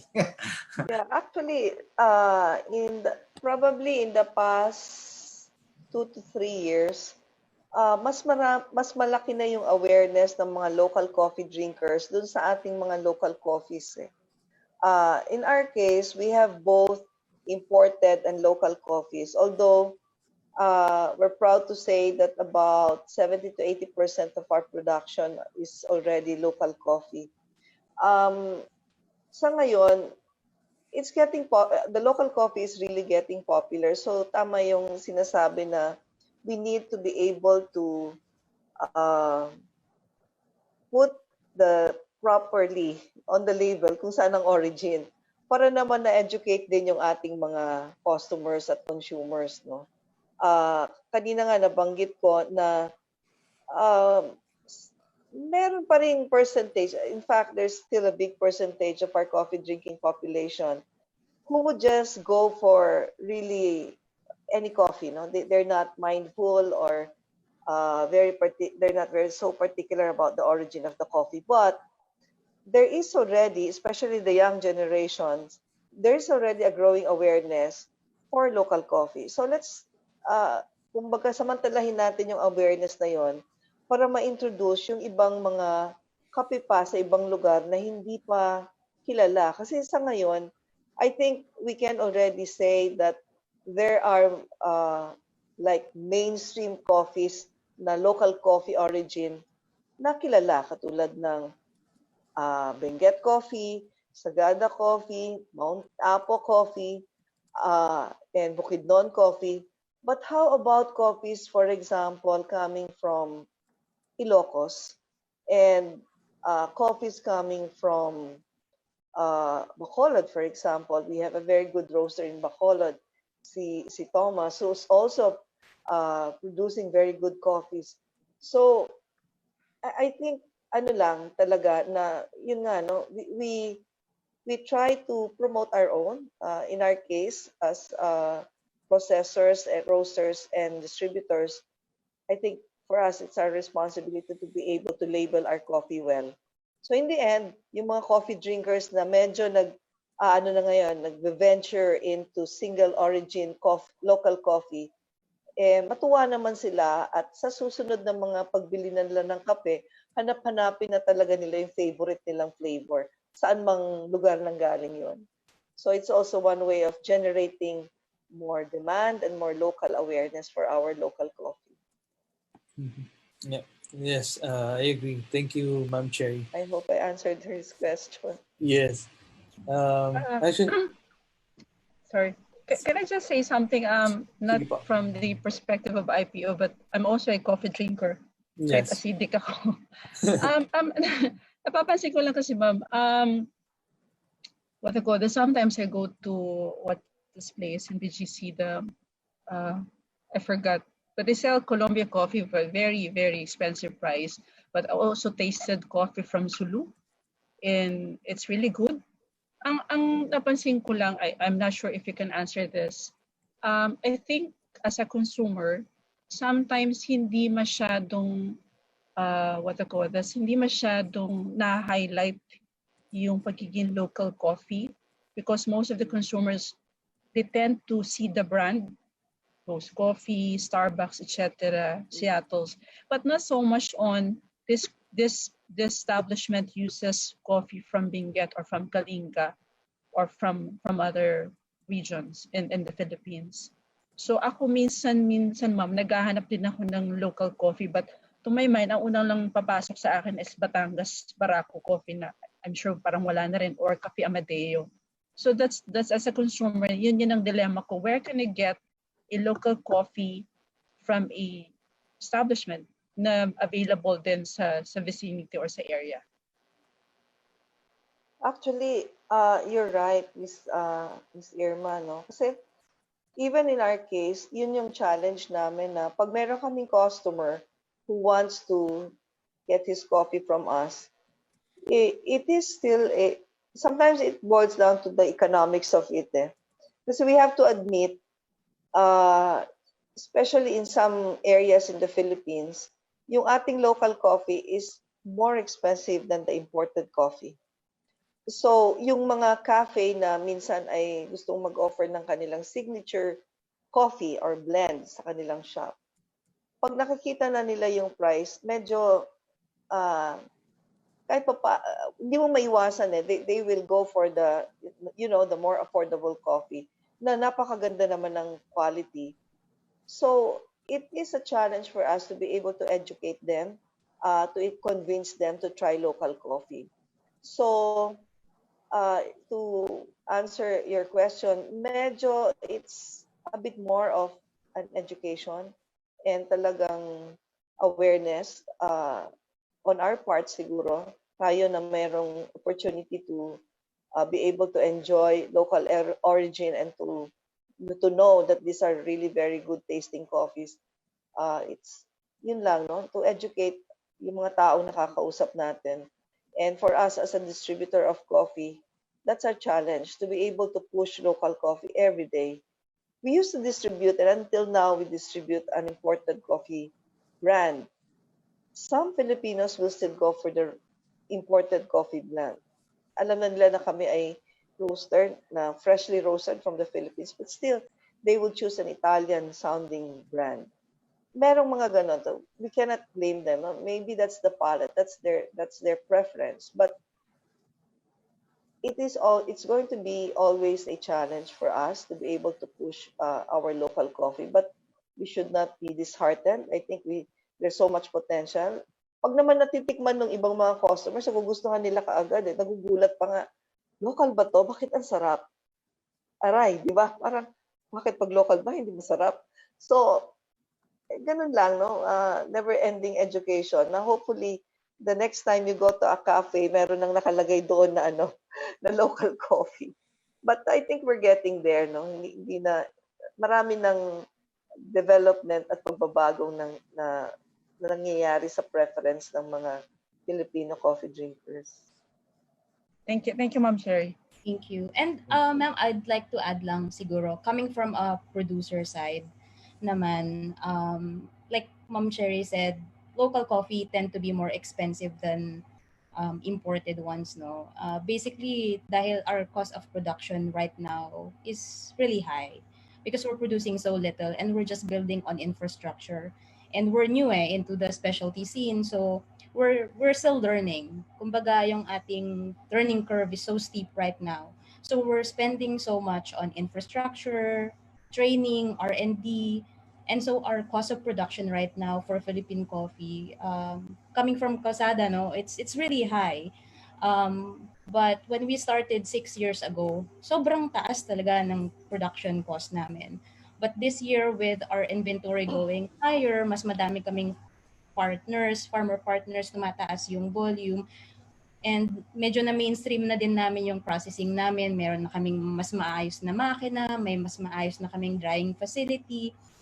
And yung farmers are also very knowledgeable na in terms of quality and processing. Kumbaga, yung cost of production bumababa na, so we can offer it at a lower price to our buyers. So for people in other countries naman, especially yung mga kababayan natin, like Filipinos all over the world, are also looking for coffee from here.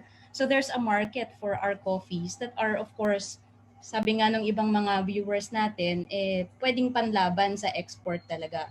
We have been exporting konting coffee lang to the US, to Europe, and other neighboring countries. No, so our coffees are competitive enough. We're just not producing enough, and our cost of production, as I've said, is too high. But if mas madaming agencies that would be working together on improving processing, mas mapababa natin yung cost. But right now, we also need the support of all the consumers, because if you buy local coffee, you're actually investing in the business that's working with the farmers directly, or you're partly investing in the farmers themselves. So promoting local coffee and also adding value to their product. No? So pag tuloy-tuloy lang tayong nagde-demand ng local coffee, mas naiengganyo din yung mga farmers na magtanim, mas ayusin pa yung kanilang production at yung kanilang processing.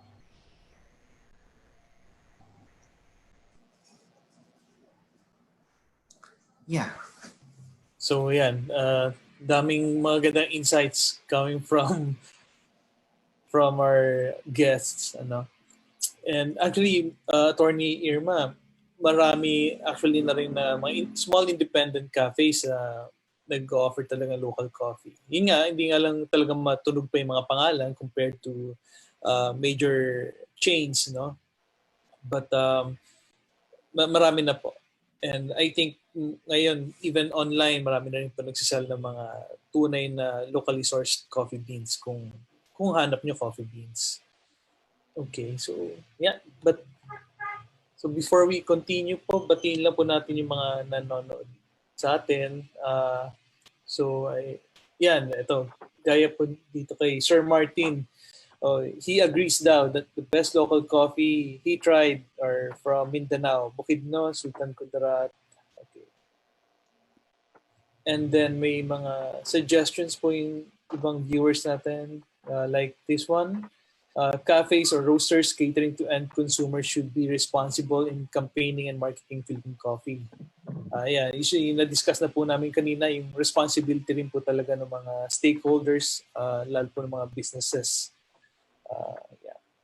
So, I agree, talagang totoo po, nagkakaroon na talaga ng pagbabago po sa mindset when it comes to choosing between an imported coffee and local coffee. Kasi sa totoo lang po, yung quality po ng local coffee can really compete with imported coffees. And na-discuss na ba yung about PCQC? Not yet, ano? Okay. So I think it's a perfect opportunity for us to lead naman dun sa about PCQC. Yung project po with ACDI Voca, Phil Cafe, and Ma'am Cherry also is a part of PCQC. So, Sir Manny, Ma'am Cherry, sino pong who wants to talk about PCQC and how it promotes traceability and sustainability? Correct. I suggest Ma'am Cherry. She's the chairperson of the Philippine Coffee Quality Competition. But before that, Ron, yes, si Thomas Proten. There. Hi, Thomas. I think I'm not sure if he's watching from Bacolod or ano. Just tell us, Thomas, where are you right now? Nasa beach yan si Thomas ngayon. Yeah. Really good photo on his Instagram. I'm actually chatting with him. He's saying he's running errands and listening in his car. Yeah. Hi, Thomas. Yeah. And actually, even Dr. Michael Lau, I'm not sure if he's in Japan right now or in Manila. Hi, sir. Hi, Doc. Mike Lau. Yeah. Okay. Yeah, okay. So, So, about the Philippine coffee quality competition, no, we always kasi call it the PCQC. So, for the information of all our listeners and viewers, there is meron po tayong coffee competition na most recently, this is actually supposed to be the fourth year, no? Kaya lang inabot tayo ng pandemic.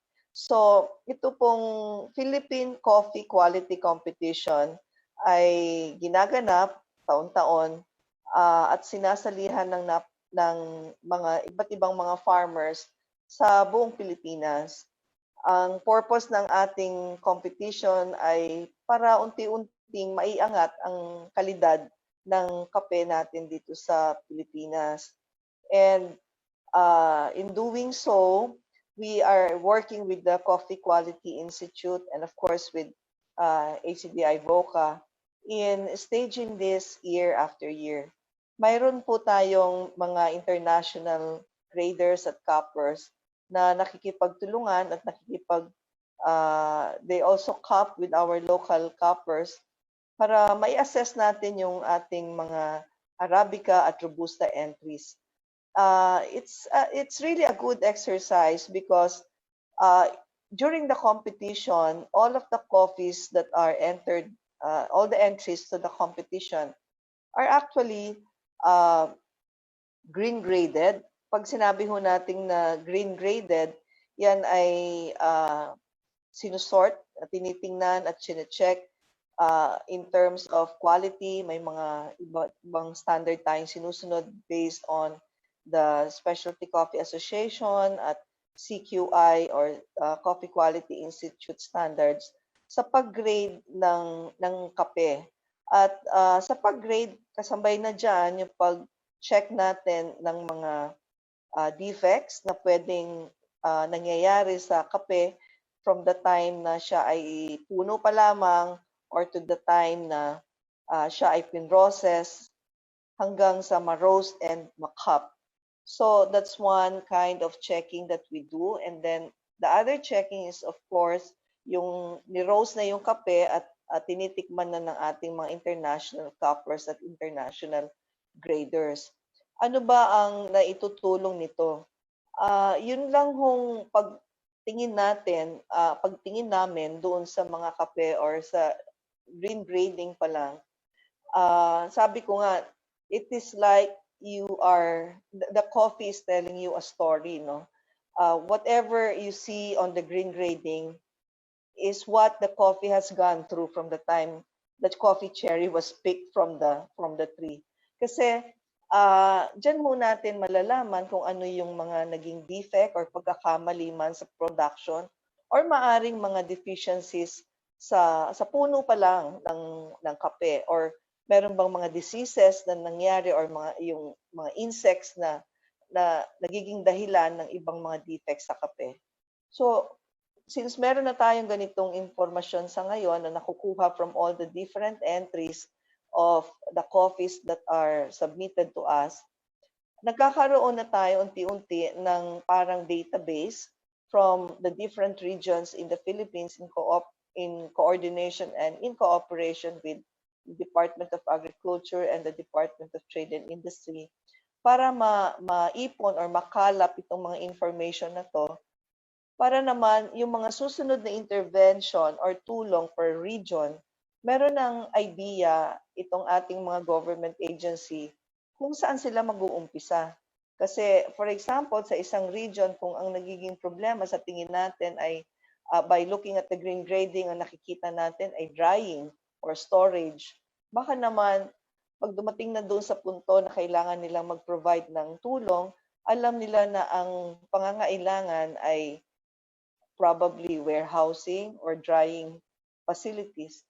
So, example lang ho yan. Marami kaming nakikita ng mga resulta sa green grading. And of course, doon sa cupping, yun yung pinaka-importante na inaabangan ng lahat ng ating mga farmers dahil matapos yung cupping, doon natin nalalaman yung mga flavor profile ng bawat kape sa iba-ibang lugar, sa iba-ibang region.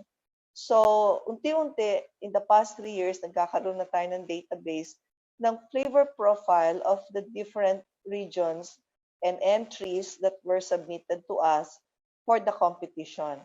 So, together with the ACDI VOCA and the Barista and Coffee Academy of Asia, we're trying to collate or put together all of this information para naman sa mga susunod nilang mga projects, meron na silang basihan. So, that's really the goal and the purpose of the competition. Syempre, yung mga nananalo na farmers doon, nakikilala sila. Last year, ang ating naging winner ay si Mount Apo from the Bacopa Cooperative for the Arabica category. And then for Robusta, it's actually a coffee from BMMPC sa Pangantukan, Bukidnon. Previous to that, the winner for the Arabica category came from Atok, Benguet. And for the Robusta category, I think it's from the same area in Bukidnon. So, unti-unti nakikilala na itong mga kape na to at kahit paano, they are now enjoying not just recognition, market recognition, but also kahit paano may improvement na sa pricing. Yung pa pala, no, Ron, siguro we need to emphasize na sana yung ating mga local coffee drinkers, kung nakakapagbayad tayo ng medyo mas mataas na price doon sa mga imported coffees na ating natitikman, sana wag tayong magulat kung merong mga ibang mga local coffees na medyo mataas din naman yung pricing. Merong dahilan yon at nabanggit nga kanina ni Tere na in some cases there are still some challenges in the production, in scaling up production. So some coffees may be more expensive than the others, but some very good quality coffees are already turning out from the local sources, and this is proven naman ito dahil dun sa mga nanalo doon sa ating PCQC competition. So sana unti-unti bigyan na natin ng chance na mabigyan din ng magandang pricing yung mga local coffees. So yun lang yung aking masasabi about our competition. And hopefully year after year more farmers ang sasali. Di ba, Manny? Ma'am Cherry, yeah, we're hoping that sana mawala na tong COVID and we'll be able to pursue this competition. Actually, may nagtanong dito, Ma'am Cherry, si Sir Serial Loon. I think from Davao del Sur, no? Mount Apo area yata ito. Is there a chance po na makap ang mga 2020 entries? Yeah, actually, di ba plan natin yon, kaya lang meron pa tayong mga limitations sa social distancing at saka sa mga until now we're waiting for some guidance from the CQI for us to be able to conduct the cupping.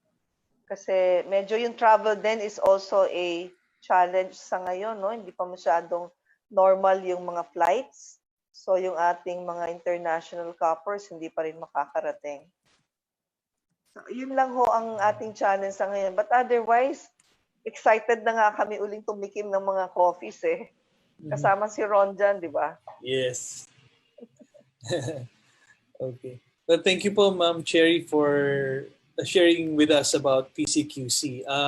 So I'll just give a few seconds po to Attorney Irma since kailangan na po niya umalis, so she'll just give us a few parting words. Yeah, thank you again for inviting me. Na-quarantine ako ng 14 days, so ang sarap makausap na ibang tao outside from my room. Again, on behalf of IPO, we actually admire and then we appreciate your advocacy regarding promotion of the local coffee.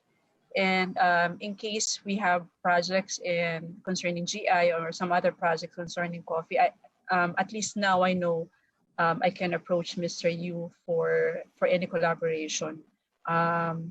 If you need any assistance regarding trademark or any IPR, Mr. Yu has my contact number. I'm not sure if Manny has also my contact number. So I think you get in touch with Ipsos. So thank you again, and have a safe and happy weekend. Thank you. Thank you po. po, Thank you, ma'am. attorney. Attorney will send you local coffees galing sa Kalsada, Curve. Ayan, sponsored na po nila. Thank you. Sir, before I need to say this kasi ang advocacy din ng mga friends ko during Christmas, ang nireregalo kasi namin actually local coffee. Most of my friends actually are coffee drinkers also. So tanong na lang ako sa iyo, sir, saan medyo okay kumuha, kung saan pwedeng bumili ng local coffee. Opo, marami naman po. Marami. Thank you. Halata naman po, attorney, mahilig kayo sa coffee dahil mukha kayong batang-bata pa. Thank you. Coffee drinkers, ganyan. Thank you. Sige po. Thank you po. Okay, so... okay, kasama ba natin si Sir Aldon from Bukidnon? Yeah. Ayan, okay. Yeah. Still here po. Nagkaroon ng connectivity issues, so I'm using my mobile phone right now. Ay, okay lang. Sige, sir. Anyway, I think we're about to wrap up. But Okay. siguro follow-up question lang, Ma'am Cherry. So, how do you think the PCQC promotes yung sustainability naman? So, traceability nandyan. So, lahat ng entries declared kung saan nanggaling talaga na farm, sino nag-produce. But when it comes to sustainability po, Ma'am Cherry, how does it promote it?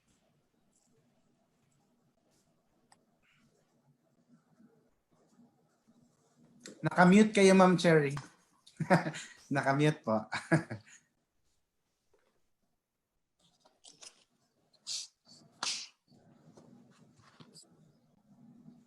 Okay. Mute. Okay, there. Ayan. I think the mere fact that the competition is providing a stage for the different coffee origins to be showcased and to put their coffee into the marketplace, that already gives an opportunity for the farmers to make sure that year after year, they improve their quality and they make sure that whatever they do this year, they will be able to replicate next year. Kasi kung, like, for example, kung nanalo ka this year, dapat ang standard mo medyo nag-level up na. At year after year, you will endeavor to do that kind of quality to make sure that your buyers will be satisfied. So in terms of repeatability and sustainability of what you're doing right, I think that is given by the competition. It's providing a stage for farmers to be able to jumpstart the recognition of their coffees. Another thing probably is, nabanggit ko kanina about the green grading, kasi hindi lang naman natatapos doon sa pag-grade ng coffee ang responsibility ng competition. Even during the competition itself, all of the graders, the coffee graders, put their recommendations into the grading forms. And this is very good feedback to the farmers because they are able to improve year after year whatever is needing to be improved pagdating sa kanilang possibly farm practices at processing practices. So merong kahit pa paanong an opportunity to improve for them year after year. And then, syempre, if the winning coffees are there and are showcased, there's more sustainable business for them year after year because more buyers and traders and green hunters will be coming to them to buy their coffees. So I think in that way, merong naitutulong sa kanila yung competition. Would you like to add something, Manny? Yeah, I agree with Ms. Cherry, and yeah, we really are looking forward after this pandemic to be able to explore expanding the PCQC forward with our partnership now with the Philippine Coffee Guild. Kasi nga, we really are looking at, we're doing, of course, PCQC with our active partners, the DTI and DA, but hopefully we can also later on, farther down the road, find a private sector counterpart who can really like take on the responsibility, because right now, I mean, of course, the BCAA, DA, DTI, and ACDEVOC are taking an active role in doing this, and we've already have kind of reaped the results with doing PCQC. We know the improvement in terms of quality from year to year of all the entries that we receive from farmers. So hopefully, somebody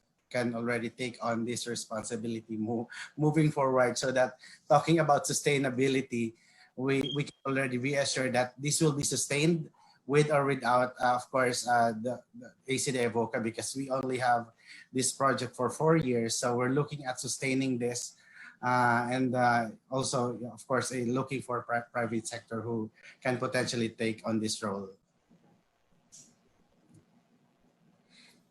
Thank you, Sir Manny. Thank you, Ma'am Cherry. So Sir Ron, may I add something? Yes, sir. Go ahead. Earlier you asked about how does the PCQC help on sustainability, right? Yes. I have two answers from different perspective. One, as a person, just a random person, immersed in the community. For the past 3 PCQC, Bukidnon has garnered some of the top places. Notable ones are BMPC, Inhandig Tribal Multipurpose Cooperative, Milalitra. These are IP communities in the highlands of Bukidnon. And the PCQC serve as a stage for them to highlight not just the coffee beans, but also their stories and gain recognition. So in terms of the economic benefit of it relating to sustainability, seeing the farmers, some other farmers that weren't into specialty coffee, weren't into processing it properly, even though they were already trained, DTI Bukidnon and ACDI Ovoca has been working actively in training our farmers in the right way of processing coffee. Yun nga, like what Ma'am Tera said earlier, na may mga ibang mindset. So the PCQC serve as a change in mindset, because some of the farmers who weren't that participative in the first place look into the likes of BMPC, Inhandig, Milalitra. They serve as inspirations that these people, these farmer groups gain recognition, and in turn gain market, and in turn gain revenue. So that helps on the sustainability part.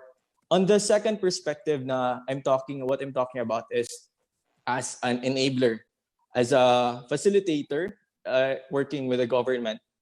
Those recognition that they've earned through the PCQC cemented their status of being able to produce good quality coffee, and in turn allowed them to receive government assistance, investments in forms of the shared service facilities.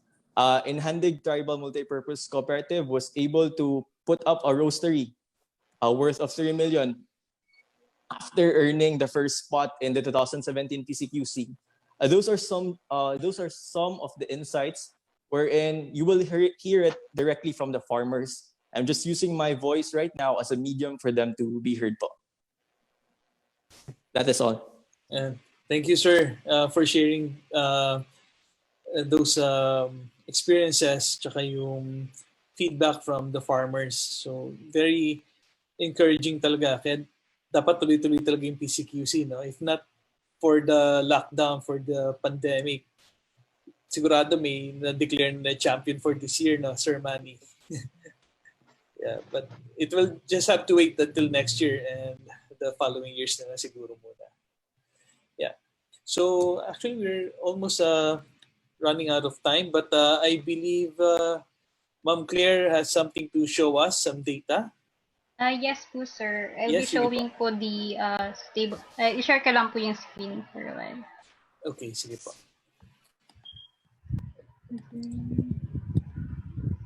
So this is the science part naman ng traceability. Yes. Oh, wait. Nakikita na po ba yung screen? Yes. Yes. Siguro pwede niyo pong full screen yung window. Okay. Yeah. Slideshow. Ayan po. So, start na po. So, today po, I'll be discussing about the stable isotope profile of Philippine coffee beans po. So, ito naman yung science part po or technical. Pero I'll try po na ma-explain po somehow na in layman's term po. Tapos, so yun nga po, since na yung market value po ng coffee ay nag-rely or nagde-depend po sa various factors such as the flavor or taste, the quality, and the origin, and as the Philippine coffee industry boosts po, there is a need na po to authenticate the coffee products here in the Philippines. And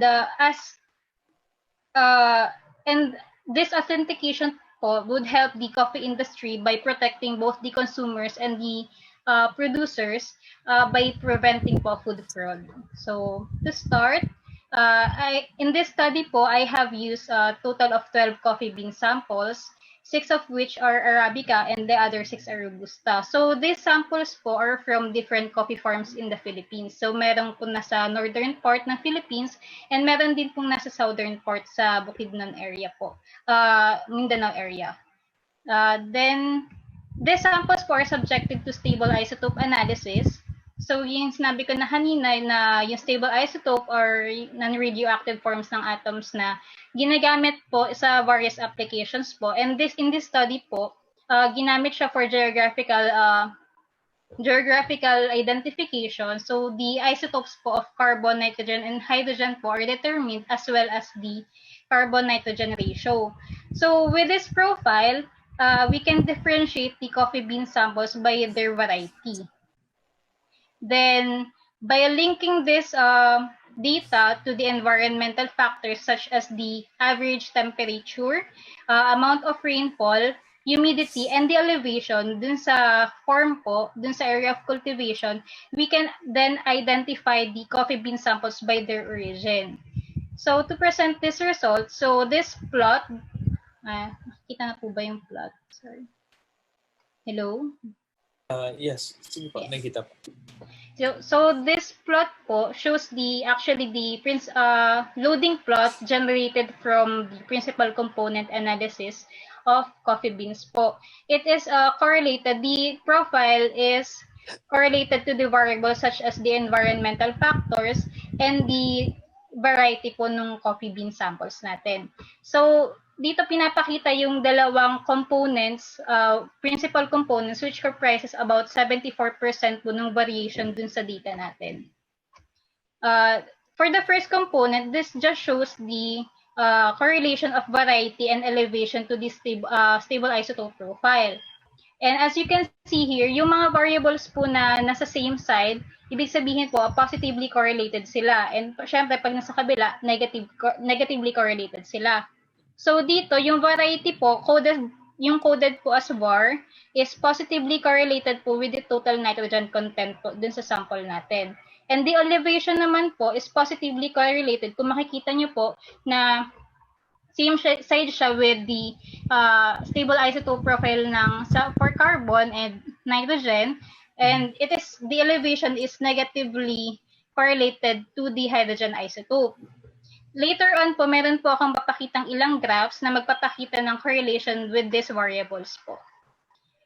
Then the second po ito pong second na component just shows the correlation between the environmental factors po. Then, next is the differentiation of samples by their variety. As you can see here in the data, in this graph, the total nitrogen content of Arabica coffees coded as the PCAs have lower total nitrogen content than those of Robusta coffees coded by PCRs. the total nitrogen content or the nitrogen content ay naapektuhan po ng various factors such as the nutrient physiology po. So, dito din po makikita, mapapasok yung paggamit ng fertilizers since na yung nitrogen po ay isa po sa mga nutrient na kailangan po ng mga halaman. Next is the correlation of elevation to the stable isotope profile. Then, as you can see here, yung elevation po pala, yung elevation, iba kasi siya, lagi siya na-interchange with altitude. So, yung elevation is just the height from the sea level. So, it is measured as meters above sea level. So, as the elevation, as the elevation increases, the carbon-nitrogen ratio also increase. So, yung nabanggit ko na yung mga factors na pwedeng maka-affect din kay nitrogen, kay carbon naman meron din. Pwedeng yung mga temperature sa origin, rainfall, and pati yung soil moisture dun sa area na yon, nakaka-affect siya dun sa carbon isotope ratio natin. Then, also as the elevation increases, the hydrogen isotope tends to decrease or be more negative. Yung hydrogen naman kasi related siya sa hydrology dun sa farm or dun sa area of cultivation po. Next, this is the last plot that I'll show you po. This is the score plot, also generated from the principal component analysis. This shows the scores of 12 green coffee beans, showing the two principal components na pinakita ko din po kanina. Actually, dito po sa plot na to, makikita yung separation for differentiation of samples by their origin and variety as well. Like po dito sa, ulitin ko lang po, yung samples na kasama po dito sa study ko ay from different coffee farms po sa Philippines. So, for this first group po, these 5 coffee bean samples na nasa upper side po ng plot natin ay from the province of Bukidnon. So, kung mapapansin nyo din po dito, yung samples din po natin ay naka-group per variety. Even po na nasa same po silang area. Then next po, yung nasa lower right naman po na group ng samples, yung mga Arabica samples po natin sa lower right na PCA 6, 4, and 1, sila naman po yung samples from Davao del Sur. And these samples from on the lower left po are samples from Northern Luzon. So yung PCR 5 and 3 po, sila po yung samples from province of Ilocos Sur, and yung PCR 6 naman ay sample po from Kalinga. And this sample po, at the center po, is the sample po from South Cotabato. So, kung mapapansin nyo din po, yung mga samples din po natin ay separated din po siya by variety. So, yung nasa right po, sila po yung Arabica coffees, and then nasa left naman po yung mga Robusta. So, with this data po presented and discussed, I can say that stable isotope analysis has a great potential for authenticating for our coffee products and helping the coffee industry in the Philippines. That would be all po. Thank you. Oh, very interesting. Thank you. I have a couple of questions lang kasi parang some of the variables that you need to input dun sa form are of course andun yung elevation, andun yung humidity, right? And the rainfall. Am I right?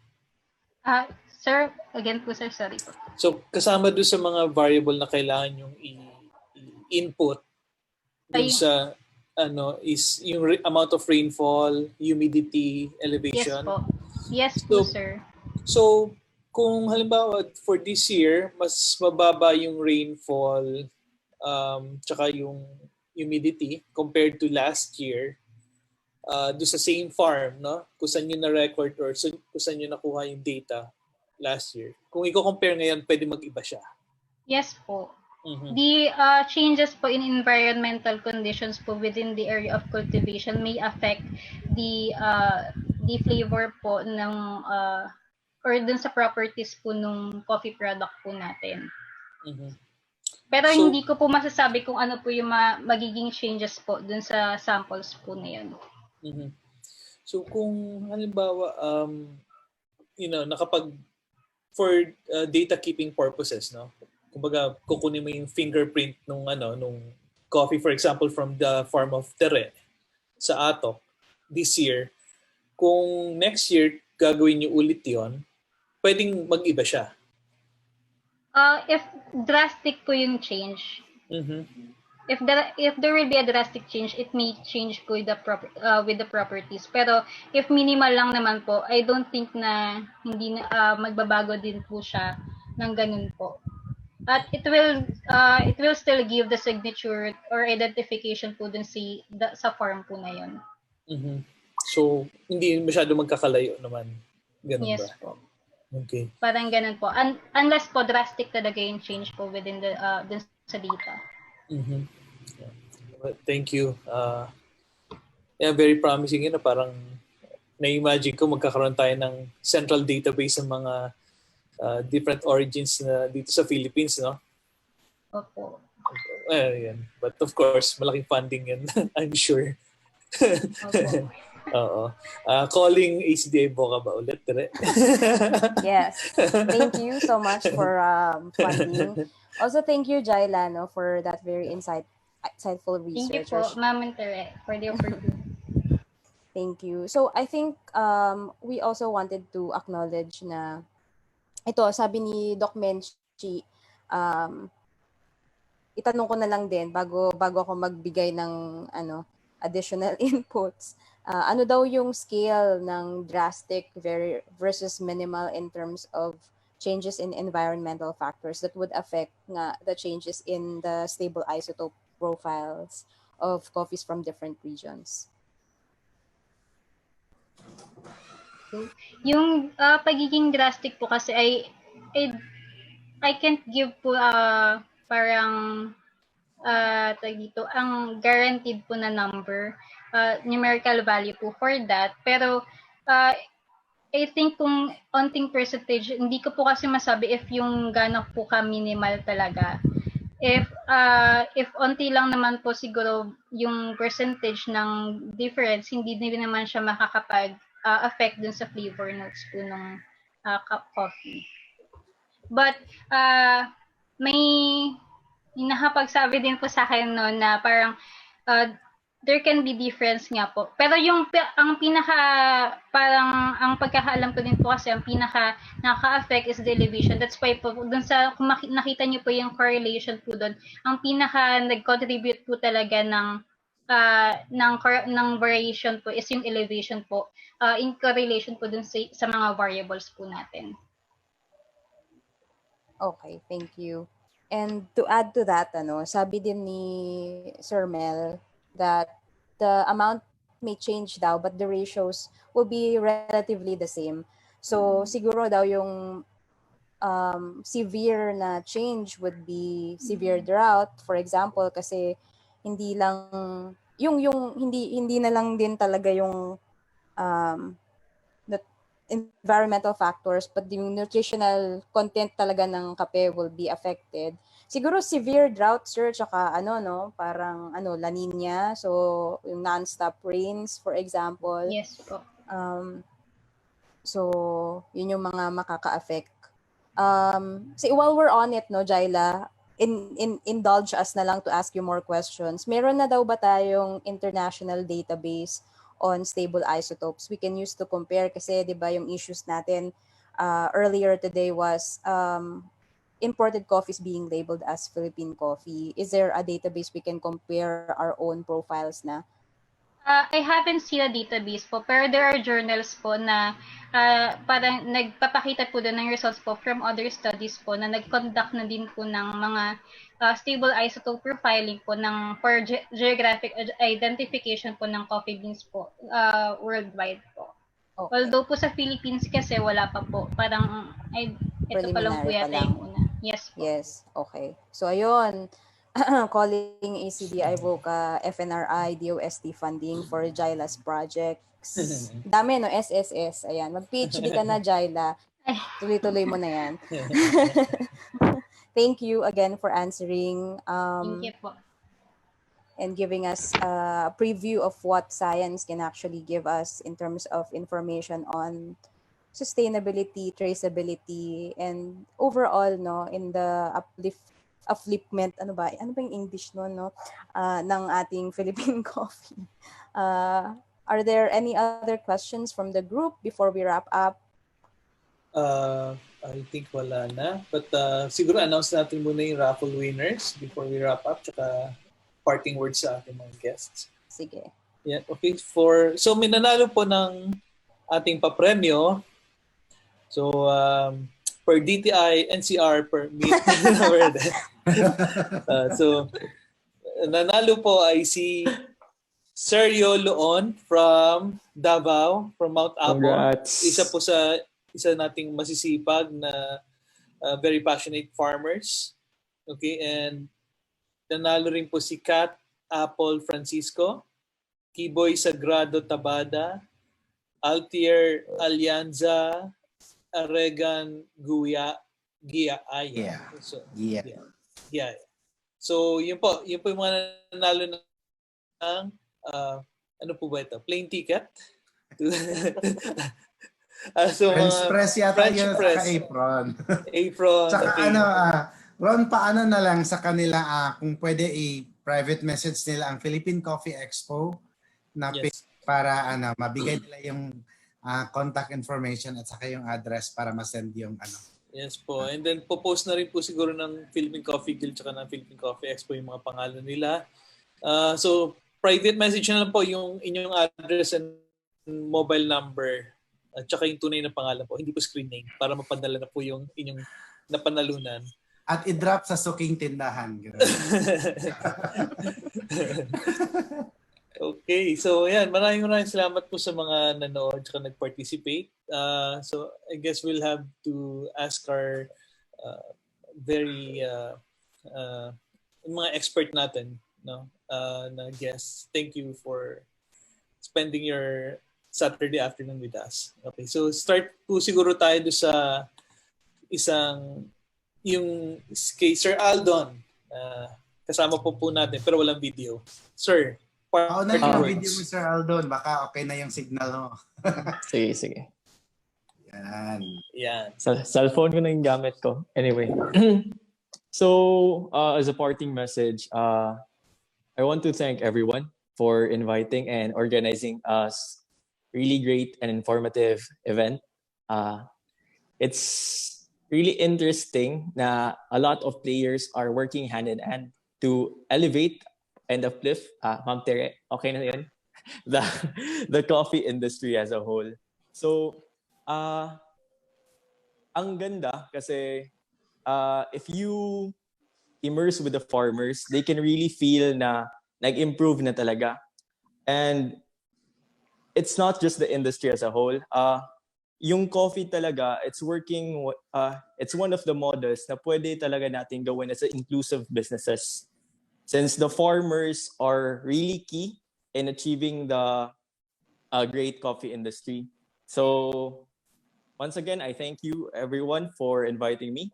Thank you for all your efforts. And in behalf of DTI Bukidnon and the INREMP, our project, so I send my regards also to the other teammates in CAR. We have an INREMP in CAR, working with the Kalinga brands, the Ifugao brands, and our teammates in Bohol, in Region 10. Thank you all for watching. And please continue to support local businesses, support our local farmers. I plug ko din po yung page namin. We have DTI Bukidnon, Livelihood Enhancement Support 2. We built a community to educate people and to promote yung mga sustainable products talaga. And may features din po kami sa kanang yung mga farmers namin. So you can hear the stories directly from them po. So maraming salamat po and have a great evening. Okay, thank you, Sir Aldon. Thank you for your time. Ma'am, yes, Tere.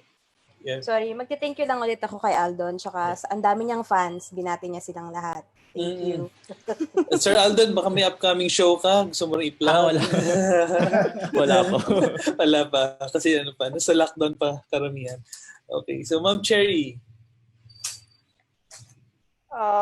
I'd like to also thank everybody, the Philippine Coffee Guild, kayo Ron, I want to thank you all, kayo nila Tere, for all the effort in staging this kind of webinars. It's very informative, and I hope a lot of the listeners are getting a lot of information from our exchanges.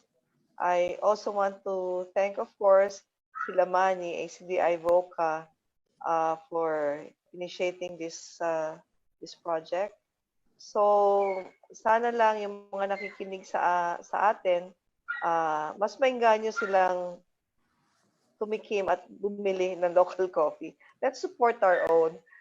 We have very beautiful coffees. This morning, we also had a webinar. It's the same message I gave. Na sana, let's give our local coffee a chance. These are really very good coffees and hindi kayo madi-disappoint. Try to be more, try to discover more flavors, more coffees. Every time you visit a different place, ask for the local coffee. At magugulat kayo, meron at merong kapeng lalabas dyan. So, yun lang. Let's support local coffee and thank you again to you guys for organizing this webinar. Thank you. Thank you very much, ma'am. Thank you. Thank you for spending your actually buong Whole day, araw, no? whole day ka Grabe. na Thank puro you. usapang kape. Coffee day, coffee day. Thank you. Thank you. So, Miss Jaila. Thank you. First of all po, I would like to thank po the Philippine Coffee Guild po for this opportunity po to share a part of my research po. And I want to encourage other science professionals po to conduct din po such studies po that could help the coffee industry po. Yun po. Thank you po. Thank you very much, Jaila. Thank you, Jaila, and good luck. Yeah. If you will need more Philippine coffee samples for all your research, hanggang maka-PhD ka, hanggang mag-postdoc ka, we will be happy to provide you with your samples. Thank you po. Yes. Thank you. Yes. Okay, Sir Manny. Again, no, maraming salamat. Philippine Coffee Guild, our very active partner, especially in this series. Kape't, Kwentuhan, this started as like yung trinay lang natin yung mga home brewing activities natin, and then it grew into this Kape't, Kwentuhan, and we, from the looks of it, no, yung mga feedback na naririnig natin, it really gained a lot of interest and support from our viewers, no, mga lovers ng Philippine coffee. So thank you very much, Philippine Coffee Guild. We really are looking forward yung 100% takeover ng platform na to. Kasi ano natin dito, sustainability eh. Yes. So really, to really sustain it, it should be the private sector, no? Later on. So we will do that in stages, no? So that masustain siya in the years to come. And thank you also for sa ating mga viewers. May mga nakikita akong name na regular natin sila eh, kung ano yung mga live sessions natin. Meron na tayong mga regular followers. So maraming salamat for tuning in. Kahit anong day eh, mapa Wednesday morning, and then ngayon Saturday na naman, you never failed to give your time to support our discussions. Thank you very much.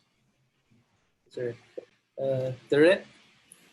Thank you. Thank you, Manny, for again for providing a platform for us to do a Kape't Kwentuhan, no. And you're right, we've been learning a lot from each other. We're actually learning from our consumers and our viewers to doing all this Kape't Kwentuhan. So maraming salamat. We really hope that we can continue this project kahit hopefully, no, sana matapos na yung COVID. And thank you again to all our viewers for supporting us and being engaged. Kailangan talaga natin yan eh. Hindi pwedeng ano lang tayo, kumbaga passive consumers. Magtanong. And thank you for supporting local coffee, and supporting everybody in the value chain, especially the farmers who most often than not are hindi napapansin in the chain. So thank you. Continue drinking local coffee.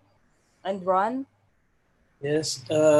Thank you, Sir Manny. Thank you, Phil Cafe and ECD Evoca for letting us take over yung Philippine Coffee Expo FB. Almost every week na tayo. Thank you very much for the support. And again, thank you sa mga guests natin for spending their Saturday afternoon.